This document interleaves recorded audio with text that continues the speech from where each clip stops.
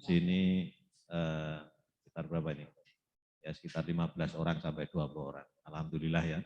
Jadi ini berkahnya pandemi Bapak Ibu sekalian ya. Justru semakin banyak pandemi gitu ya. Jadi kesempatan itu tidak mesti harus dikumpulkan menjadi satu atau nikmat itu tidak perlu harus dikumpulkan menjadi satu untuk bisa hadir. Kalau dulu orang kalau hadir itu harus punya paling tidak 2 kenikmatan. Jadi ada sempat, ada sehat. Kalau dulu bisa hadir. Kalau sekarang tidak ya. Sekarang itu sehat tapi tidak sempat bisa Pak hadir. Ini yang banyak teman-teman kita yang nggak sempat ke sini gitu. Mungkin punya kegiatan di lain tempat gitu, tapi bisa ikut tadi di acara hari. Atau orang yang mungkin sempat tapi tidak sehat. Mungkin ini yang tidak on cam juga ada Pak, yang mungkin masih di rumah sedang apa namanya mungkin kurang sehat badannya gitu. Alhamdulillah bisa hadir di sini gitu ya. Jadi berkah pandemi itu ternyata banyak juga untung buat kita ya. Tidak hanya apa kerugian tapi keuntungan. Jadi kemudian pada pagi sampai siang hari ini kami nanti akan mencoba menceritakan tentang apa kewajiban atau tanggung jawab kami Bapak Ibu sekalian terkait dengan running Merdeka Belajar Kampus Merdeka. Saya yakin Bapak Ibu sekalian sudah ada beberapa teman-teman yang sudah mendengar terkait apa itu program Merdeka Belajar Kampus Merdeka. Tapi nanti kami akan coba menyampaikan kira-kira poin-poin apa yang harus kami kerjakan di kegiatan Merdeka Kampus Merdeka. Izinkan saya untuk men-sharekan bahan diskusi agar nanti diskusi ini bisa berjalan dengan baik dan lancar. Bentar saya carikan bahan diskusi kami untuk bisa nanti bisa didiskusikan bersama-sama.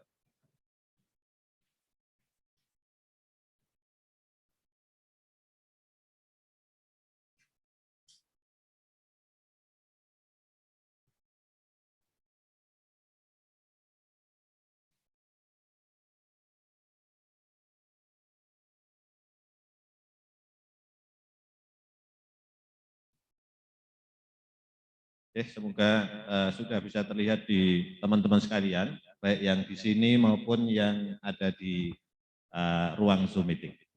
Jadi pada pagi hari ini kami akan menyampaikan beberapa hal terkait dengan dua agenda tanggung jawab kami perguruan tinggi. Yang pertama adalah terkait dengan program magang yang nanti akan saya sampaikan. Kemudian yang kedua adalah program KKN tematik Bapak Ibu sekalian.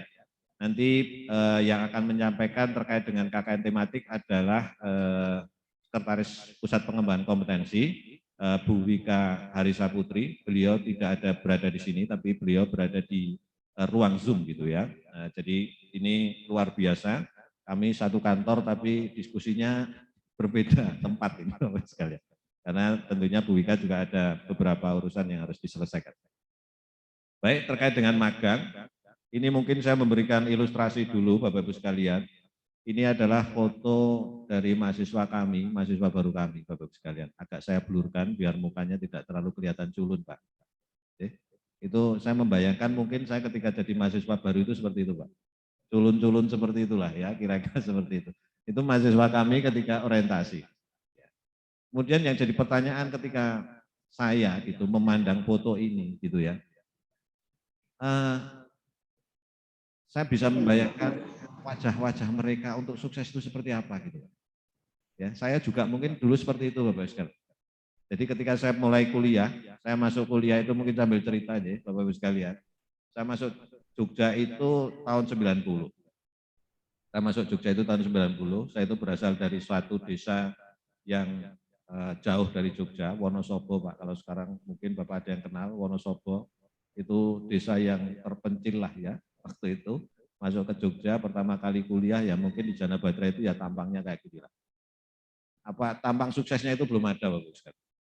Waktu itu ketika saya kuliah gitu, saya sama sekali tidak mengenal apa namanya kira-kira saya akan ketika selesai kuliah itu kira-kira saya akan bekerja di mana. Itu fenomena kuliah zaman dulu. Ya, fenomena kuliah zaman dulu. Kuliah sampai bertahun-tahun, kemudian begitu dia keluar selesai mendapatkan ijazah, ternyata kerjanya tidak sesuai dengan program studinya. Oke, banyak nanti coba teman-teman yang sudah senior lah ya, seusia dengan saya gitu, mungkin diingat-ingat berapa orang sih teman kita yang bekerjanya itu sesuai dengan program studinya. Nah, makanya hari ini kami menyampaikan kepada Bapak sekalian mengajak bekerja sama ini untuk mencerdaskan anak bangsa dan agar mereka itu betul-betul juga menikmati kesuksesan seperti yang sudah kita nikmati saat ini. Oke, jadi itu menjadi tanggung jawab kita Bapak Ibu sekalian. Kita tanggung jawab kita bersama. Kemudian ini saya sampaikan juga terkait dengan paradigma pembelajaran tahun abad 2000, abad 21 sekarang.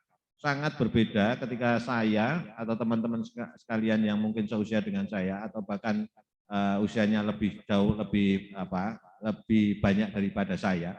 Kalau zaman dulu kita betul-betul tidak memikirkan kuliah itu akan seperti ini, pendidikan itu seperti ini. Kalau sekarang mahasiswa itu betul-betul pertama adalah dituntut untuk berpikir kritis karena dunia itu semakin rumit, Bapak Ibu. Dunia itu semakin rumit, bukan semakin gampang dunia itu, tapi semakin rumit. Jadi mereka itu begitu lulus kuliah, mereka itu dituntut untuk berpikir kritis. Makanya kami juga dituntut untuk memberikan materi-materi pembelajaran yang sifatnya case method atau problem based learning. Itu tuntutannya sekarang seperti itu. Kemudian dunia nyata dan dunia akademik itu harus mulai didekatkan. Ya, mulai didekatkan. Makanya kalau di perguruan tinggi ada istilahnya link and match industry itu. Jadi dunia usaha, DUDI, itu harus semakin didekatkan dengan akademik. Karena apa? Agar mahasiswa itu begitu lulus itu tidak kaget Bapak Ibu sekalian, bahwa dunia nyata mereka itu nanti tidak seindah yang mereka bayangkan ketika kuliah. Gitu seperti itu. Jadi mereka sudah harus mengerti dunia nyata, artinya dunia pekerjaan itu sebelum mereka keluar dari pendidikan mereka di kampus. Kemudian yang selanjutnya adalah teknologi, kemampuan untuk beradaptasi dengan teknologi. Bapak Ibu sekalian, sekarang anak generasi Z itu ya hampir 6 jam sampai 8 jam itu berhadapan dengan laptop dan HP, Pak. Ya, mereka itu sangat erat dengan teknologi. Dan teknologi itu berkembang betul-betul sangat pesat luar biasa, yang mungkin kita sendiri tidak akan mampu untuk mengikuti perkembangan. Zaman sekarang apa-apa itu ada di tangan. Mencari sesuatu itu ada di tangan, Pak. Kalau dulu buku itu jendela dunia, dulu itu orang mengatakan buku itu jendela dunia. Kalau sekarang tidak, Pak. Kalau saya bilang bukan buku sekarang jendela dunia. Jendela dunia itu apa, Pak? Jempol-jempolnya Bapak Ibu sekalian. Gitu, jempol, Pak. Begitu jempolnya itu bisa ngetik gitu, pakai gadget gini, jempolnya ngetik gitu. Nah, itulah jendela dunia. Apa yang Anda inginkan di HP jenengan itu ada. Jenengan cari Google, gitu, di Google, itu apa aja tahu kok Google itu. Ya, jadi jendela dunia itu adalah sekarang ada di genggaman. Kalau dulu ada di buku, di perpustakaan gitu, makanya sekarang perpustakaan termasuk Jana Badra, Bapak sekalian, perpustakaan itu sepi gitu. Perpustakaan itu sangat sepi. Nggak ada mahasiswa sekarang yang main di perpustakaan. Kalau zaman Pak Wakil Rektor 3, Pak Eko gitu, dulu dia nongkrongnya di perpustakaan. Kalau sekarang nggak ada, anak itu nongkrong di perpustakaan itu enggak. Ya, karena teknologinya sudah luar biasa, Pak. Makanya kami juga mempunyai kewajiban untuk memberikan kemampuan kredensial mikro terhadap teknologi itu, mahasiswa. Kemudian era sekarang juga bekerja itu eranya kolaborasi.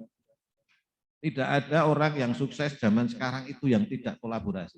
Makanya mahasiswa sekarang tuntutannya adalah diajarkan untuk berkolaborasi. Kalau individu itu tidak akan mungkin sukses, Pak. Jadi saya juga selalu menekankan kepada mahasiswa, apa ruginya sih seandainya satu kelas itu A semua nilainya? Ruginya buat mahasiswa apa? Individu, enggak ada. Kemudian apa untungnya sih jika kalian dapat A, kemudian temanmu dapat E? Enggak ada untungnya juga. Makanya mereka diajarkan untuk kolaborasi. Inilah paradigma pendidikan abad 21 sekarang. Kalau dulu kita kan, yang namanya dulu, saya masih ingat ketika belajar di kelas itu, dosen itu pokoknya masuk, kemudian ngobrol gitu ya, terangkan di papan tulis, korek-korek, habis itu selesai ya udah. Urusanmu lah, ngerti kalau ora itu urusanmu. Itu paradigma pendidikan zaman dulu. Mungkin Bapak Ibu yang senior masih ingat ya dulu ya. Mungkin dosen itu kuliah ya cuma 2-3 kali, urak-urak di papan tulis, habis itu pergi ya udah. Besoknya UTS, UAS, ujian. Nilainya sisir semua, semua. Ya, gitu. Pak Eko ketawa itu ya. Ya ini paradigma pembelajaran sekarang. Ini all system. Kami sampaikan makanya ini all system Bapak Ibu sekalian. Dulu ketika orang itu di kampus, yang sebelah kiri itu adalah era kampus, begitu dia lulus, dia itu harus menempuh paling enggak 2-3 tahun dulu untuk sampai ke dunia industri. Berat, kasihan. Belum tentu begitu sampai industri, dia itu sesuai dengan inline dengan apa yang diajarkan di kampus. Jadi kalau yang warna merah itu Bapak Ibu sekalian, dia 4,5 tahun kuliah, mungkin bahkan lebih, gitu. Kemudian begitu lulus, dia harus tuh 2 tahun mencari pengalaman dulu, baru dia bisa bekerja sesuai dengan bidang, yaitu yang warna merah di sebelah kanan itu. Yang lain nggak tahu, ya kan? Mungkin teman-teman yang prodi hukum gitu dulu ketika lulus, habis itu ada teman-teman yang dagang, ada yang macam-macam ya, malah jadi kontraktor, jadi konsultan gitu, yang profesinya terkait dengan prodi hukum sendiri mungkin sedikit. Termasuk saya itu kan teknik sipil ya, teknik sipil yang profesinya ketika lulus teman-teman saya itu yang profesinya bidang ke teknik sipilan itu ya paling hanya 40%. Yang lain entahlah. Ada yang jualan rongsokan, ada jual macam-macam. Itu all system itu kayak gitu. Kemudian, jadi mahasiswa itu begitu lulus dibiarkan sendiri Bapak Ibu sekalian. Dibiarkan sendiri mencari jalan hidupnya. Dulu seperti itu. Jadi lulus, kemudian sakar mula jalan hidupnya seperti apa. Kamu mau jadi ahli hukum, mau jadi apa, terserah. Jangan dulu. Makanya ada gap antara educational dan industri. Education dan industri ada gap juga. Gapnya cukup berat. Itu yang garis warna merah ada bulatannya sebelah kanan dengan garis warna orange sebelah kiri. Kalau sekarang gap itu kemudian ditarik ke belakang Bapak Ibu sekalian. Yang warna merah itu garis itu coba dimasukkan ke dalam education, era education. Artinya mahasiswa itu sebelum lulus dicoba untuk ngeling dulu dengan industri.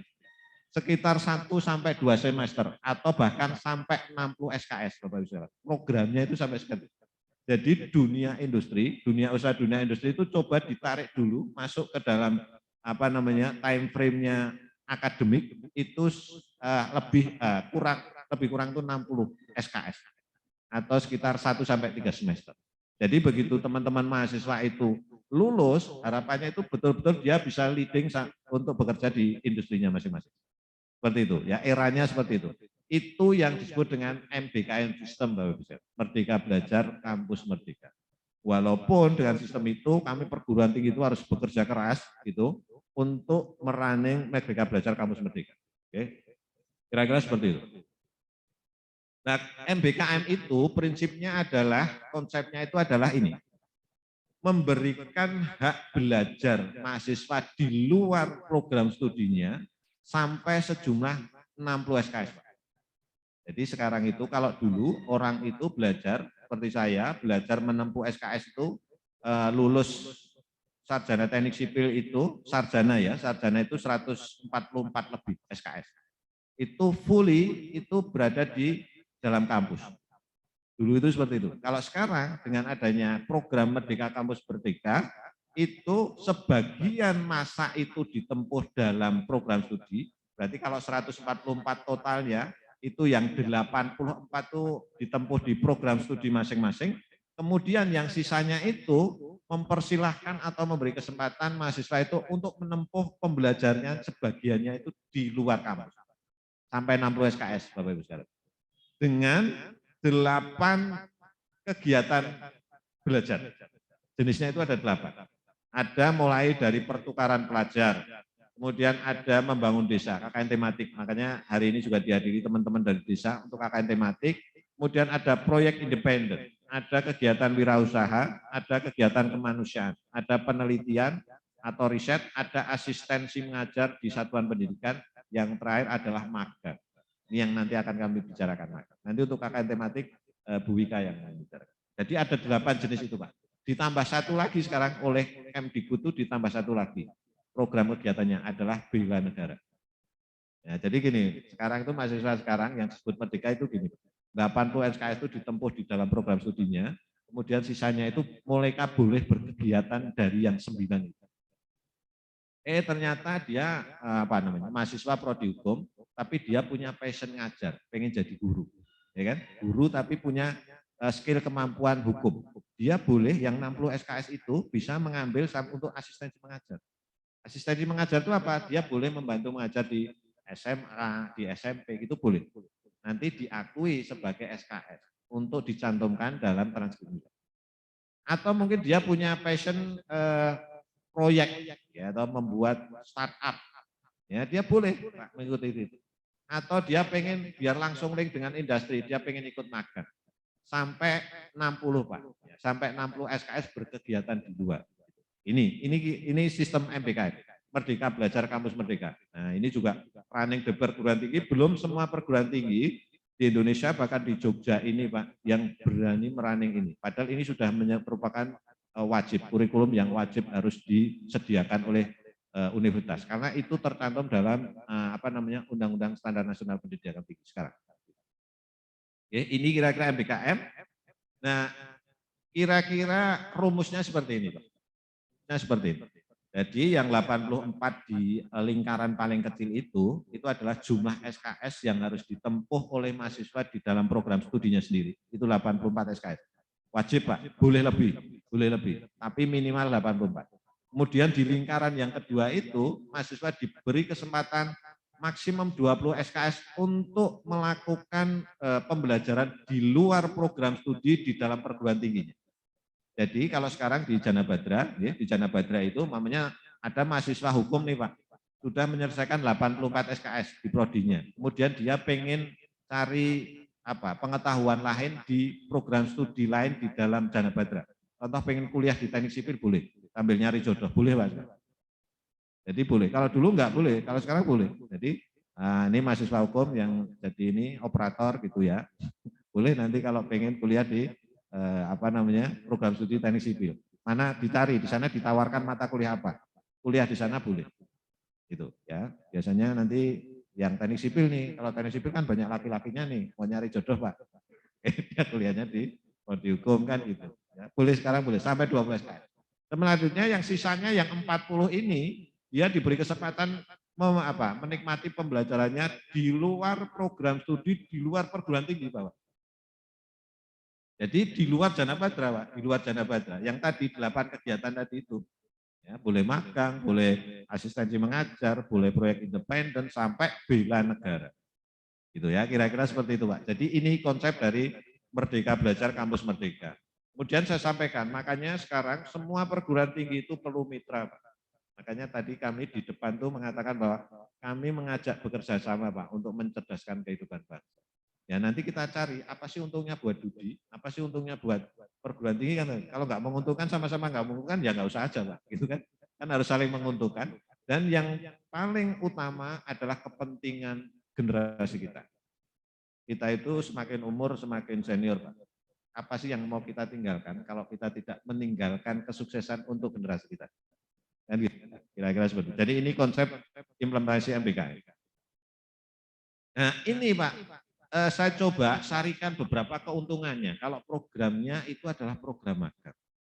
Satu untuk yang sebelah kiri itu adalah keuntungan buat kami Pak, education. Ya, untuk education, untuk akademik, untuk Janabadra. Saya coba sarikan beberapa keuntungan di kami. Adalah satu, kami bisa menghasilkan lulusan yang berkualitas. Dan itu didambakan oleh Dudi, Pak. Dunia usaha, dunia industri. Kalau lulusan kami berkualitas, otomatis terserap di pasar. Itu juga menguntungkan untuk Dudi. Bahkan tidak hanya untuk kami. Tapi kami akan melepas mahasiswa yang berkualitas itu dengan legowo lah, seneng gitu Pak. Oh mahasiswaku itu semuanya berkualitas, dilepas ke dunia usaha, dunia industri itu betul-betul diterima pasar. Kemudian yang kedua, kami mendapat recognition. Recognition itu artinya perguruan tinggi itu semakin dikenal, pasti. Kalau alumninya banyak, yang dipakai dunia usaha, dunia industri, dan berkualitas, itu kami tidak perlu promosi Pak. Kami tidak perlu promosi, orang itu akan mencari sendiri. Karena dari dari cerita orang itu gitu ya, bahwa lulusannya itu lulusan berkualitas. Kami akan terekognisi sendiri. Kemudian yang ketiga, kami punya banyak teman. Apa sih enaknya Pak di dunia ini kalau tidak punya teman? Termasuk kampus Pak. Ya, tidak hanya orang ya, orang itu sendiri di kampungnya sendiri, rumahnya mewah, magrong-magrong, tapi dia hanya tinggal di situ sendiri, apa enaknya? Mending tinggal di rumah sederhana tapi temannya banyak. Enak Pak kalau perguruan itu punya banyak partner, sangat-sangat enak, sangat menyenangkan. Ya, karena kami membagi kemaslahatan untuk banyak orang. Itu ya, itu beberapa keuntungan dari education. Kemudian untuk dunia industri apa untungnya? Untung magang sekarang berbeda dengan kerja praktek zaman dulu. Sekarang durasi magang itu Pak, kami mensyaratkan minimal 20 SKS, sampai 20 SKS. 20 SKS itu artinya apa? Itu satu SKS itu kami rekognisi itu 2.720 menit kegiatan. Artinya kalau mahasiswa itu magang untuk mengambil 20 SKS, dia harus bekerja selama 6 bulan, 6 hari seminggu, 7 jam sehari. Dia benar-benar bekerja penuh. Buat dunia usaha, dunia industri menguntungkan Pak. Kalau praktek tidak Pak, kalau kerja praktek tidak. Saya yakin banyak teman-teman Dudi yang dulu keberatan karena kerja praktek. Karena kerja praktek itu Pak, mahasiswa itu cuma datang, lihat, ya toh, terus habis itu absen, gitu, habis itu beberapa pulang. Kalau sekarang nggak boleh Pak. Mahasiswa itu betul-betul harus datang ke kantornya, ya, kemudian dia bekerja sesuai aturan yang ada di Dudi itu, presensi juga, kemudian sesuai dengan perintah dari Dudi dan dipantau oleh kami dan Dudi berdua. Kemudian dia harus melakukan kegiatan-kegiatan direcord dalam sebuah bentuk log. Ya, Dudi tidak akan dirugikan Pak, karena memang mereka betul-betul bekerja membantu Dudi. Gitu ya, sampai 12 KS. Kemudian regenerasi Pak. Mana sih dunia usaha, dunia industri yang tidak butuh regenerasi Pak? Saya sampaikan kenapa regenerasi penting, karena saya sendiri Pak, saya itu kan juga selain saya ngajar, saya juga bekerja sebagai konsultan teknik. Itu kadang nyari Pak, nyari engineer atau tenaga baru itu yang mumpuni itu wangele Pak. Tapi kalau dengan magang, Bapak Ibu Dudi bisa langsung memfilter Pak, sebelum dia lulus difilter dulu. Bahkan mungkin beberapa teman-teman di Fakultas Hukum sudah ada yang Jawon itu di DDIC itu Pak, belum lulus itu udah. Terus pokoknya gue baru lulus gue yang kira baik. Karena sudah tahu ininya, kualitasnya dengan adanya magang itu. Gitu. Kemudian yang selanjutnya juga partner. Bapak Ibu yakin seperti kami, Jana Badra butuh partner, Pak. Butuh partner untuk berkembang dan butuh partner untuk meluaskan manfaat.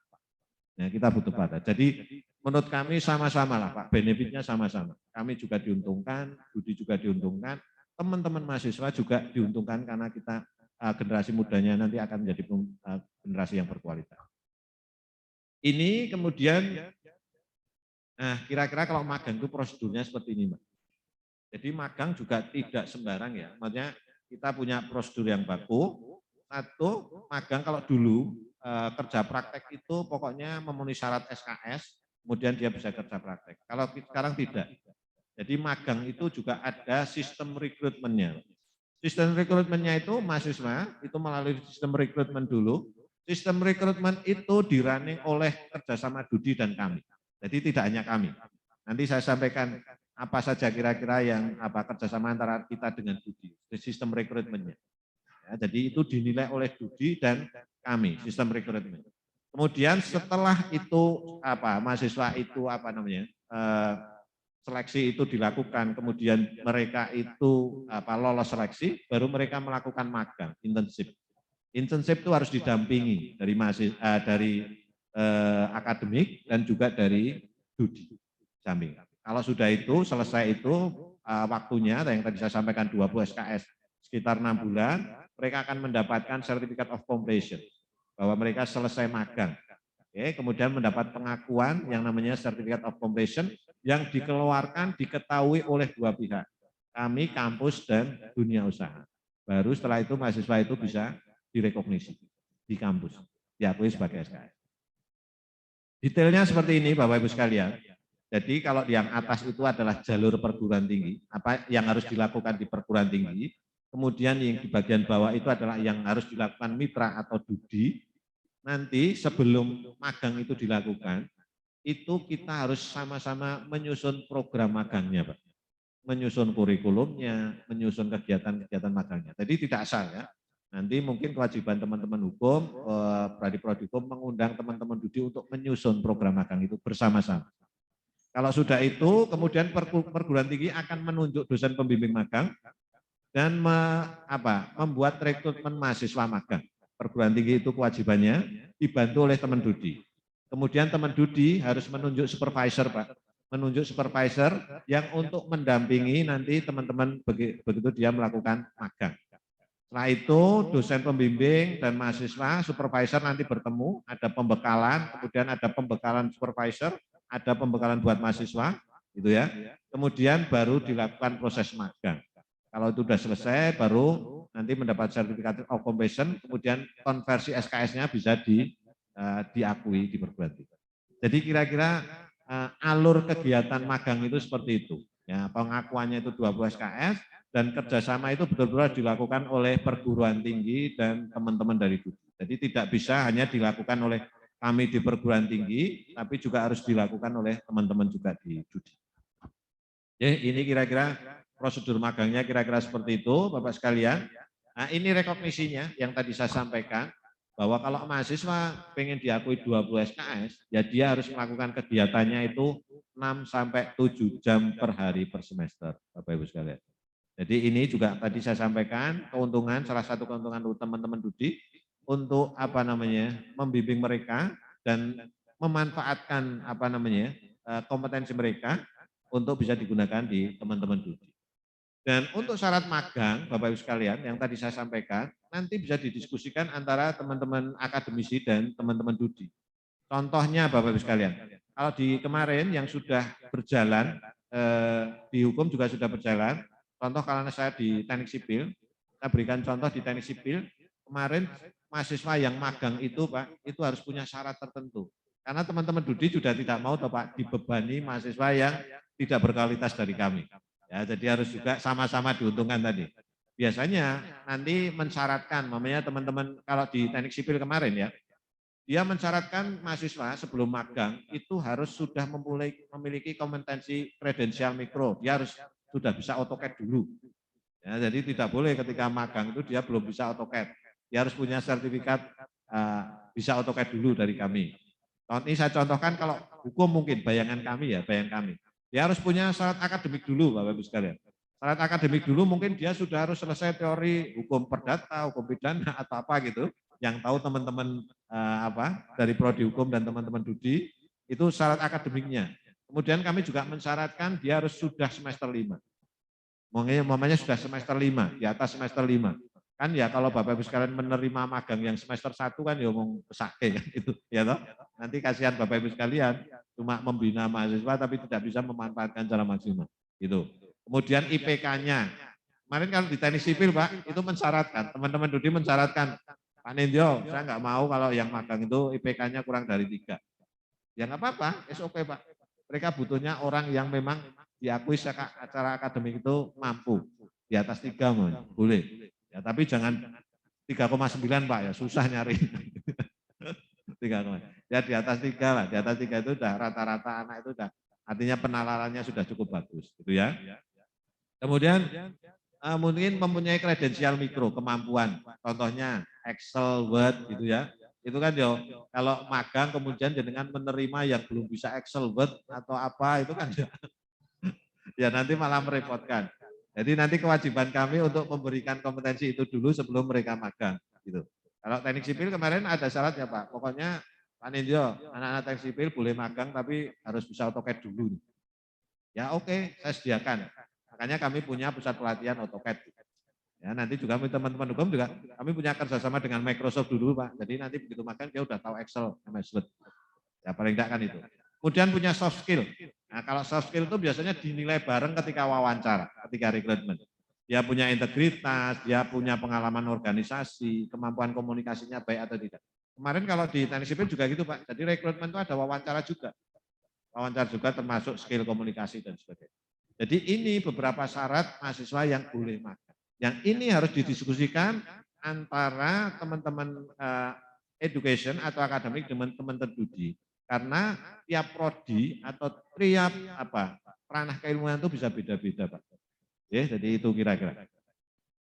Jadi itu mungkin Bapak Ibu sekalian yang saya sampaikan terkait dengan program magang agar Bapak Ibu sekalian mempunyai bayangan. Kira-kira program magang, salah satu kegiatan dari Merdeka Belajar Kampus Merdeka yang sedang Jana Badra running itu kira-kira seperti itu. Dan kami betul-betul mengajak ke teman-teman dunia usaha, dunia industri, mari kita bersama-sama mencerdaskan kehidupan bangsa, membuat generasi kita menjadi semakin generasi yang baik, dan tentunya itu selain bermanfaat buat mereka sendiri, juga bisa bermanfaat buat masyarakat secara luas. Jadi mungkin itu yang bisa saya sampaikan. Sekali lagi mohon maaf jika ada tutur kata yang salah. Assalamualaikum warahmatullahi wabarakatuh. Waktu saya kembalikan ke Mbak Wiwi. Mohon Mbak.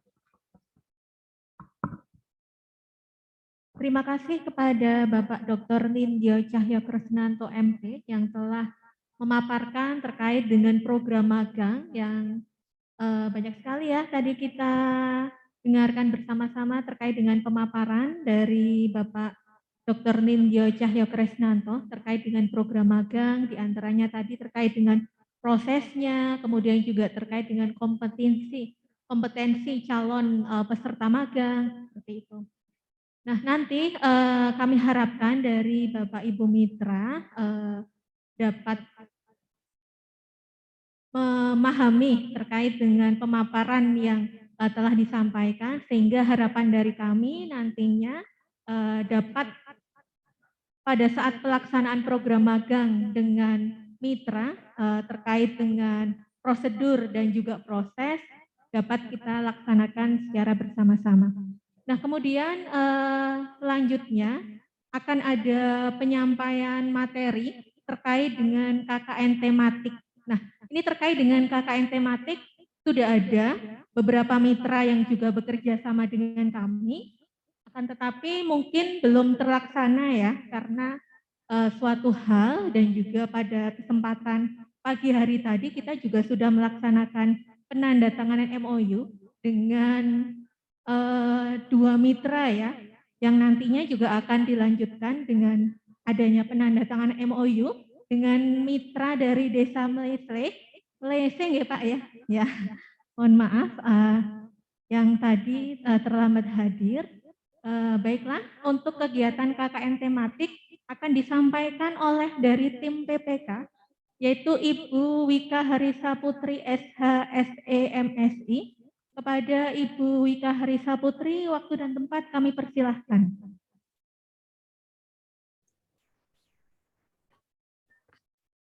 Ibu Wika ini akan menyampaikan pemaparan materi terkait dengan KKN tematik melalui online. Silahkan Ibu. Ya, terima kasih Mbak Wiwin. Apakah bisa mendengar suara saya, Bapak Ibu semua? Bisa Bu. Oke, selamat pagi, salam sehat, salam sejahtera selalu buat kita semua. Assalamualaikum warahmatullahi wabarakatuh. Bapak Ibu, mohon izin saya menyampaikan materi lewat Zoom karena tidak bisa bergabung secara onsite karena harus berada di lokasi yang lain. Baik, untuk kesempatan kali ini, sebelumnya saya mengucapkan terima kasih kepada Bapak Ibu semua yang sudah hadir dalam ruangan ini, baik di ruang Zoom maupun hadir secara onsite di Fakultas Hukum Universitas Jana Badra. Kebetulan giliran adalah memberikan materi terkait dengan bagaimana kita akan bekerja sama di dalam KKN tematik ini. Bapak Ibu, di cover saya memang sengaja untuk menunjukkan itu. Ini adalah salah satu kegiatan teman-teman mahasiswa kita dalam sebuah aktivitas pemetaan potensi desa. Waktu itu kita selenggarakan dalam kegiatan mikrokredensial di salah satu desa di Klaten, di Kabupaten Klaten. Nah, ada apa dengan KKN tematik yang mungkin ini berbeda ya Bapak Ibu dengan KKN pada umumnya, yang biasanya kita selenggarakan secara onsite itu kurang lebih sekitar 2 bulan. Monggo slide-nya next.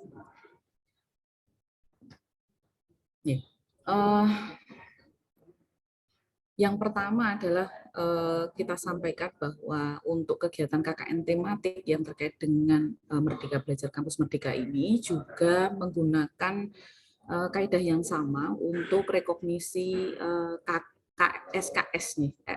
SKS-nya ada 20 SKS, kemudian setara dengan 2.720 menit atau 6-7 jam per hari selama 6 bulan atau 1 semester.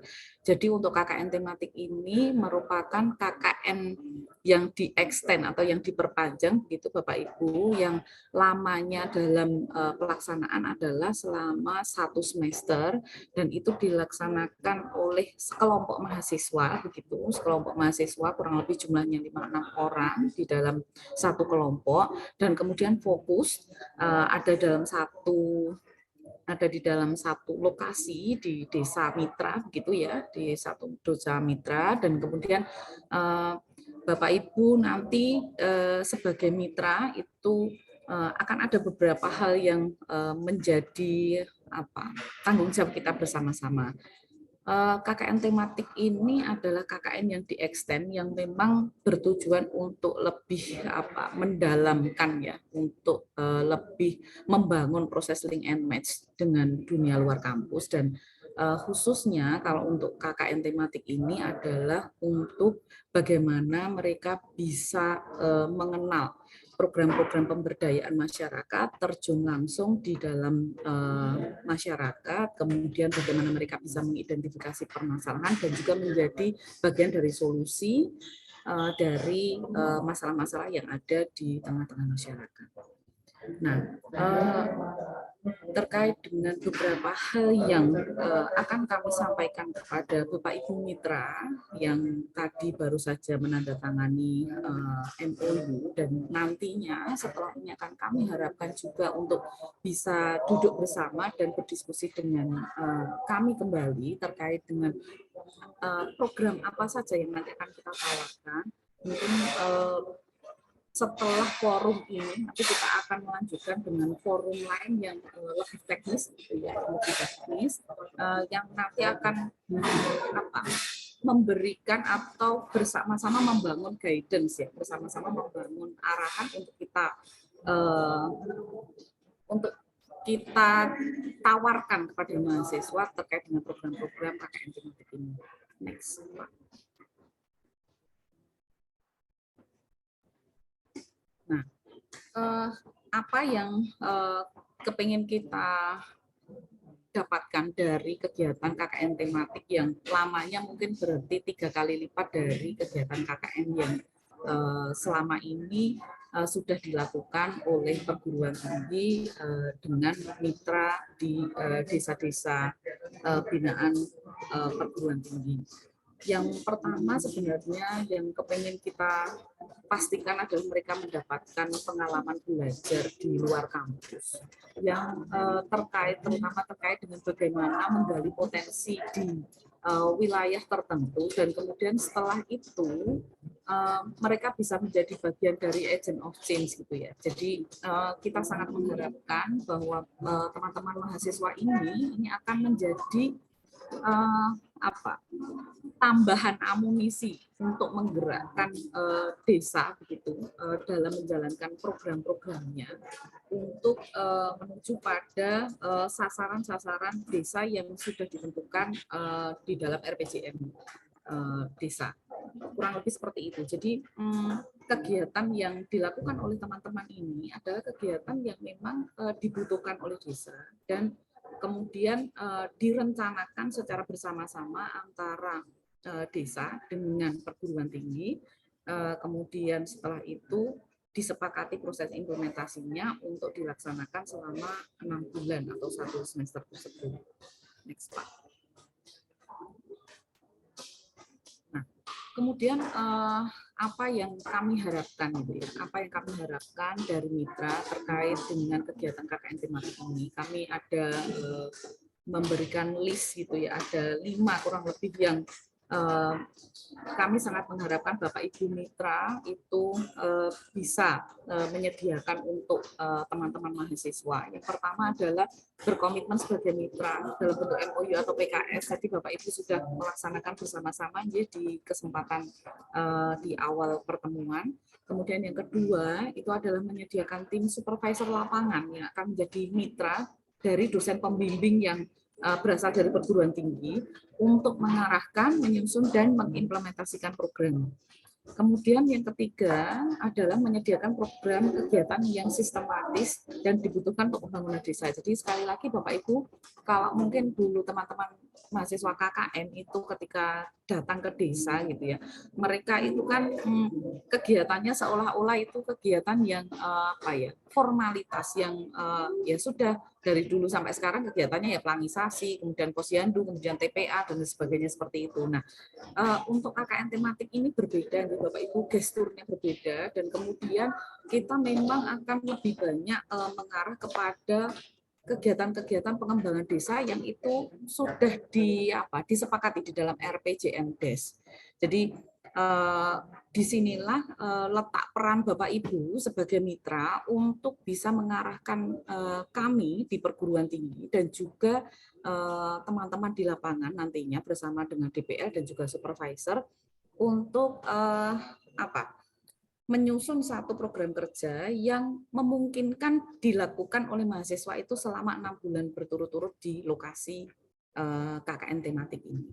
Nah, kemudian setelah itu yang tidak kalah penting adalah menikah Bapak Ibu, terbuka dengan keberadaan mahasiswa sebagai sumber daya yang akan berkontribusi pada kemajuan desa. Nah, kenapa kami perlu sampaikan terkait dengan hal ini? Karena ada beberapa fenomena yang terus terang kami terima dari umpan balik bahwa keberadaan mahasiswa ini ternyata mungkin di sana tidak dianggap sebagai sumber daya yang berkontribusi, tetapi justru membebani, merepotkan, menambah pekerjaan bagi aparat atau pamong desa, misalnya seperti itu. Nah, ini terus terang saja memang dalam kesempatan kali ini kami mohonkan untuk Bapak Ibu mitra yang bekerja sama dengan kami untuk bisa menyiapkan kegiatan atau program supaya keberadaan mahasiswa ini tidak menjadi beban bagi Bapak Ibu, tetapi justru menjadi kontribusi ya, memberikan kontribusi dalam upaya kemajuan desa, membangun kemajuan desa. Nah, kemudian yang terakhir adalah berkolaborasi dengan menempatkan mahasiswa sebagai sumber daya pengetahuan dan keterampilan. Nah, kenapa kami perlu menyampaikan hal ini? Karena Bapak Ibu sekali lagi, teman-teman yang hadir di lokasi KKN tematik ini, mereka akan ada di sana selama 6 bulan. Tidak seperti mungkin kalau KKN yang reguler itu 2 bulan, setelah mereka menyelesaikan programnya, pelangisasi, kemudian mereka melakukan istilahnya pendampingan posyandu, ada penyuluhan, kemudian ada kegiatan misalnya mendampingi anak-anak belajar dan lain sebagainya, selesai selama 2 bulan, kemudian mereka pulang. Sudah bukan itu lagi, tetapi lebih kepada bagaimana kita bisa bisa mengasah kemampuan dan kompetensi mereka gitu ya.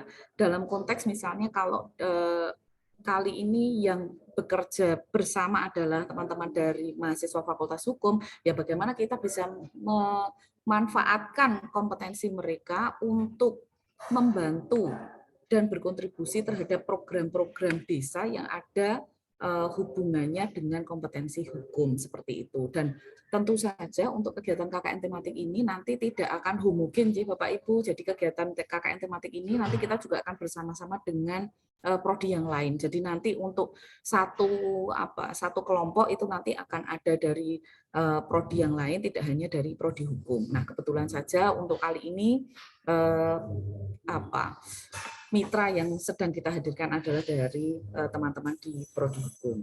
Nah, kemudian yang kita sampaikan tadi di awal bahwa kenapa jangka waktunya 6 bulan, kemudian mereka harus ada di sana selama 6-7 jam sehari, karena mereka betul-betul harus mendapatkan pengalaman belajar di luar kampus yang bisa kami rekognisi, kami akui bahwa mereka mendapatkan sesuatu di lapangan itu dalam besaran 20 SKS nih Bapak Ibu. 20 SKS itu sangat banyak gitu. Kalau untuk kami di pengajar itu bahkan menyusun penelitian untuk tugas akhir saja hanya 4-6 SKS. Nah, ketika KKN tematik ini kita jumlahnya adalah 20 SKS. Nah, ketika 20 SKS, tentu kegiatan ini harus jauh lebih berbobot dibandingkan dengan kegiatan-kegiatan yang jumlah SKS-nya lebih sedikit.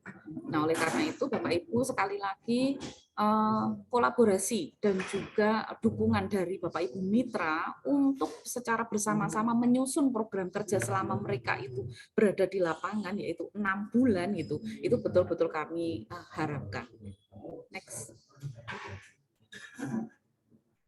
Kemudian ini ada alur implementasi proses KKN tematik di mana saya memberikan tanda kotak merah itu yang bergaris-garis putus. Nah, disinilah sebenarnya beberapa hal krusial yang nanti akan kita tindak lanjuti setelah forum ini akan kita tindak lanjuti, Bapak Ibu. Yang pertama adalah untuk proses pendaftaran itu ada di dalam kampus, kemudian setelah itu mereka menentukan mereka akan mengikuti kegiatan yang mana. Nah, kemudian setelahnya adalah menentukan desa mitranya itu di mana, kemudian mereka akan melakukan survei lapangan, dan kemudian selanjutnya mereka melakukan penyusunan proposal yang akan diseleksi oleh tim. Nah, di dalam proses yang krusial ini, mungkin bisa di next Pak, di slide berikutnya. Nah, di sini ada beberapa proses yang kita harus sama-sama lakukan, ya Bapak Ibu, antara perguruan tinggi dengan mitra. Yang pertama adalah dosen pembimbing itu melakukan evaluasi dan sudah mempertimbangkan kesetaraan SKS yang 20 tadi. 20 tadi itu mereka akan ngapain saja di lokasi itu, mereka akan diminta untuk melakukan apa saja. Nah, kalau informasi dari desa terkait dengan program ini tidak cukup jelas atau tidak kita bicarakan dengan sebaik-baiknya, maka sudah pasti untuk langkah yang pertama ini kita tidak akan bisa dapatkan evaluasi kesetaraan SKS tersebut. Nah, kemudian yang kedua, perguruan tinggi harus dipastikan sudah berkoordinasi dengan mitra sebelum mereka menerjunkan mahasiswa yang akan mengikuti KKN tematik. Kemudian program kegiatannya Bapak Ibu itu sudah harus jelas di awal. Jadi misalnya begini, kalau Bapak Ibu misalnya kepengen membuat pemetaan potensi misalnya, selama 6 bulan itu harus ada peta potensi ekonomi misalnya, atau peta potensi pertanian, atau peta potensi misalnya administrasi misalnya seperti itu. Nah, nanti Bapak Ibu kita minta untuk bersama-sama menyepakati program kerja utamanya, dan kemudian setelah itu detailnya akan dilaksanakan bersama-sama antara DPL, mahasiswa, dan juga supervisor. Nah, kemudian perguruan tinggi dan mitra berkolaborasi untuk melakukan pembekalan, Bapak Ibu. Jadi kalau dulu itu pembekalan itu mungkin hanya 3 hari begitu ya, untuk KKN biasa itu 3 hari, kemudian dari 3 hari itu yang dari pemerintah desa itu mungkin hanya ada 1 sesi. Nah, kali ini sepertinya tidak cukup Bapak Ibu, karena ada banyak hal yang harus disampaikan, termasuk diantaranya adalah letak program yang disepakati tersebut terhadap RPJM DES itu ada di mana, dan kemudian bentuk kontribusi yang nantinya akan diharapkan, dan kemudian outcome-nya seperti apa. Itu juga nanti harus dibicarakan pada waktu pembekalan dengan mahasiswa dan juga dari tim perguruan tinggi. Dan yang terakhir adalah mitra telah menunjuk pendamping lapangan. Nah, ini Bapak Ibu kadang-kadang kalau kita menerjunkan teman-teman mahasiswa di KKN reguler, pendamping lapangannya ini kan semua pamong, ya, semua pamong. Kemudian juga nanti ada misalnya teman-teman supportingnya dari Karang Taruna, kemudian ada dari remaja masjid dan lain sebagainya. Kalau pada kegiatan KKN tematik ini namanya saja sudah tematik, maka pendamping lapangannya juga kita minta disediakan secara khusus begitu, supaya bisa menjadi partner bagi DPL dalam melaksanakan tugasnya membimbing teman-teman mahasiswa di lapangan. Next. Nah, kemudian sebenarnya secara garis besar, apa yang kami harapkan, luaran yang kami harapkan dalam kegiatan KKN tematik ini adalah ada soft skill kemitraan, soft skill kerjasama tim yang itu sifatnya lintas disiplin, dan kemudian yang terakhir adalah leadership. Kami memberikan 3 highlight ini Bapak Ibu karena terus terang saja outlook sumber daya manusia yang dibutuhkan untuk beberapa tahun ke depan itu meng-highlight 3 hal ini sebagai salah satu syarat untuk mereka bisa masuk dan terlibat ke dalam dunia usaha dan dunia industri. Mereka harus memiliki skill untuk bagaimana mereka membangun kemitraan, bagaimana mereka bekerja sama dalam tim, dan kemudian bagaimana mereka mengasah jiwa leadership mereka meskipun itu berada dalam satu grup yang kecil ataupun dalam lingkup yang lebih luas. Oleh karena itu, kami sampaikan dalam kesempatan kali ini, Universitas Djana Badra secara institusi terkait dengan kegiatan KKN tematik sangat mengharapkan bahwa mahasiswa-mahasiswa yang terjun ke dalam kegiatan ini memiliki outcome atau luaran seperti yang kami sebutkan tadi. Dan berikutnya, setelah kegiatan ini nanti Bapak Ibu, kami sangat berharap Bapak Ibu mitra untuk bisa dan bersedia untuk berkolaborasi bersama kami, karena kami saat ini juga selalu menyiapkan diri untuk siap berkolaborasi dengan Bapak Ibu mitra. Demikian pengantar diskusi dari saya. Terima kasih sekali lagi Bapak Ibu, dan sekali lagi kami siap berkolaborasi dengan Bapak Ibu mitra semuanya. Terima kasih. Assalamualaikum warahmatullahi wabarakatuh.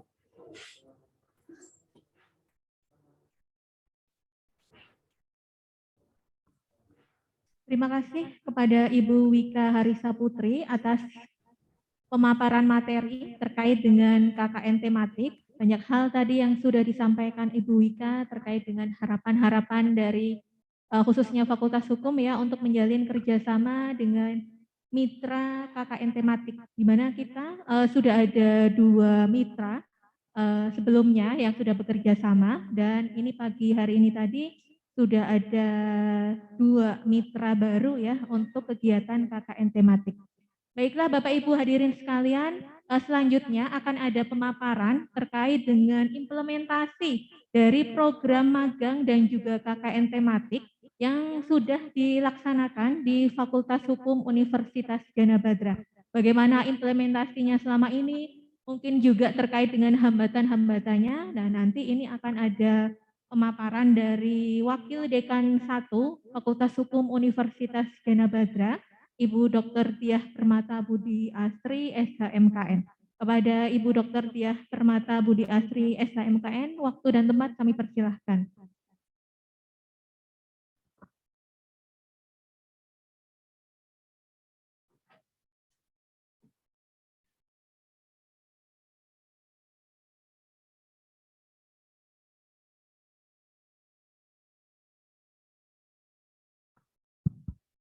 Bismillahirrahmanirrahim. Assalamualaikum warahmatullahi wabarakatuh.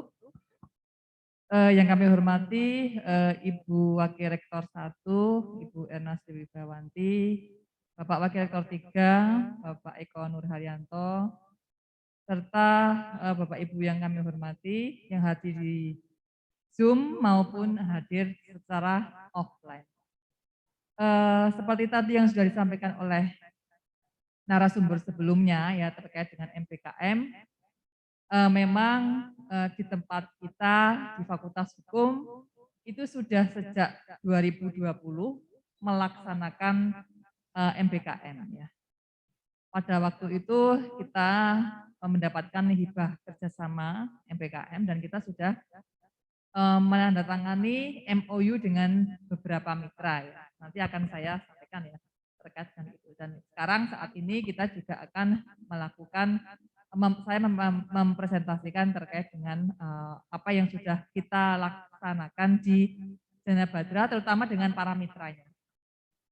Baik, tadi sebetulnya sudah cukup banyak ya yang dibahas ya terkait dengan MPKM ya dari Pak Dr. Nindyo maupun Bu Wika sudah sangat memahami terkait dengan MPKM ya.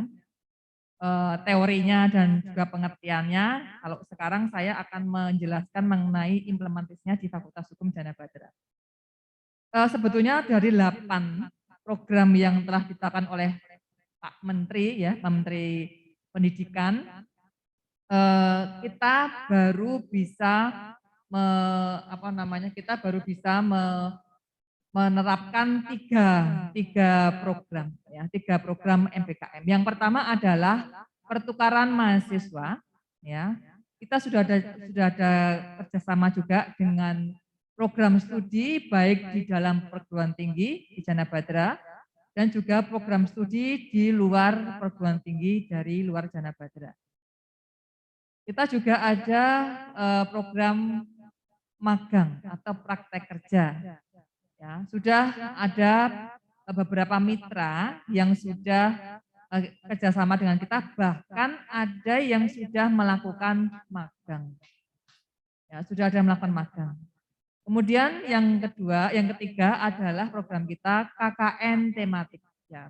KKN tematik ini waktu itu kita baru 2 pemerintah desa saja yang kerjasama dengan kita sejak tahun 2020.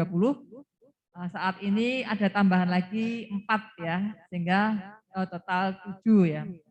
Nah, sehingga itu yang menjadi modal kita untuk melaksanakan MBKM. Karena bagaimanapun oleh Mas Menteri itu untuk melaksanakan MBKM itu harus dipayungi oleh MOU. Bahkan MOU itu harus juga dengan universitas maupun dengan fakultas ya. Jadi sebetulnya mahasiswa di tempat kami itu banyak yang magang Bapak Ibu. Ada yang magang di kejaksaan, ada yang magang di instansi di luar daerah di Jogja, banyak ya. Tetapi yang seperti itu tidak bisa diakui sebagai MBKM. Karena apa? Mitra itu belum melaksanakan kerjasama dengan kami. Jadi khusus mitra yang melakukan kerjasama dengan kami, itu nanti yang sebetulnya akan diakui ya sebagai mitra MBKM. Sehingga banyak sekali kemudian mahasiswa-mahasiswa yang berada di luar daerah, karena sekarang pandemi ya, banyak yang melakukan aktivitas kuliah itu di luar Jogja, ada di luar Jawa dan sebagainya, itu yang mengajukan permohonan magang, tapi di LBH yang ada di daerahnya masing-masing gitu kan.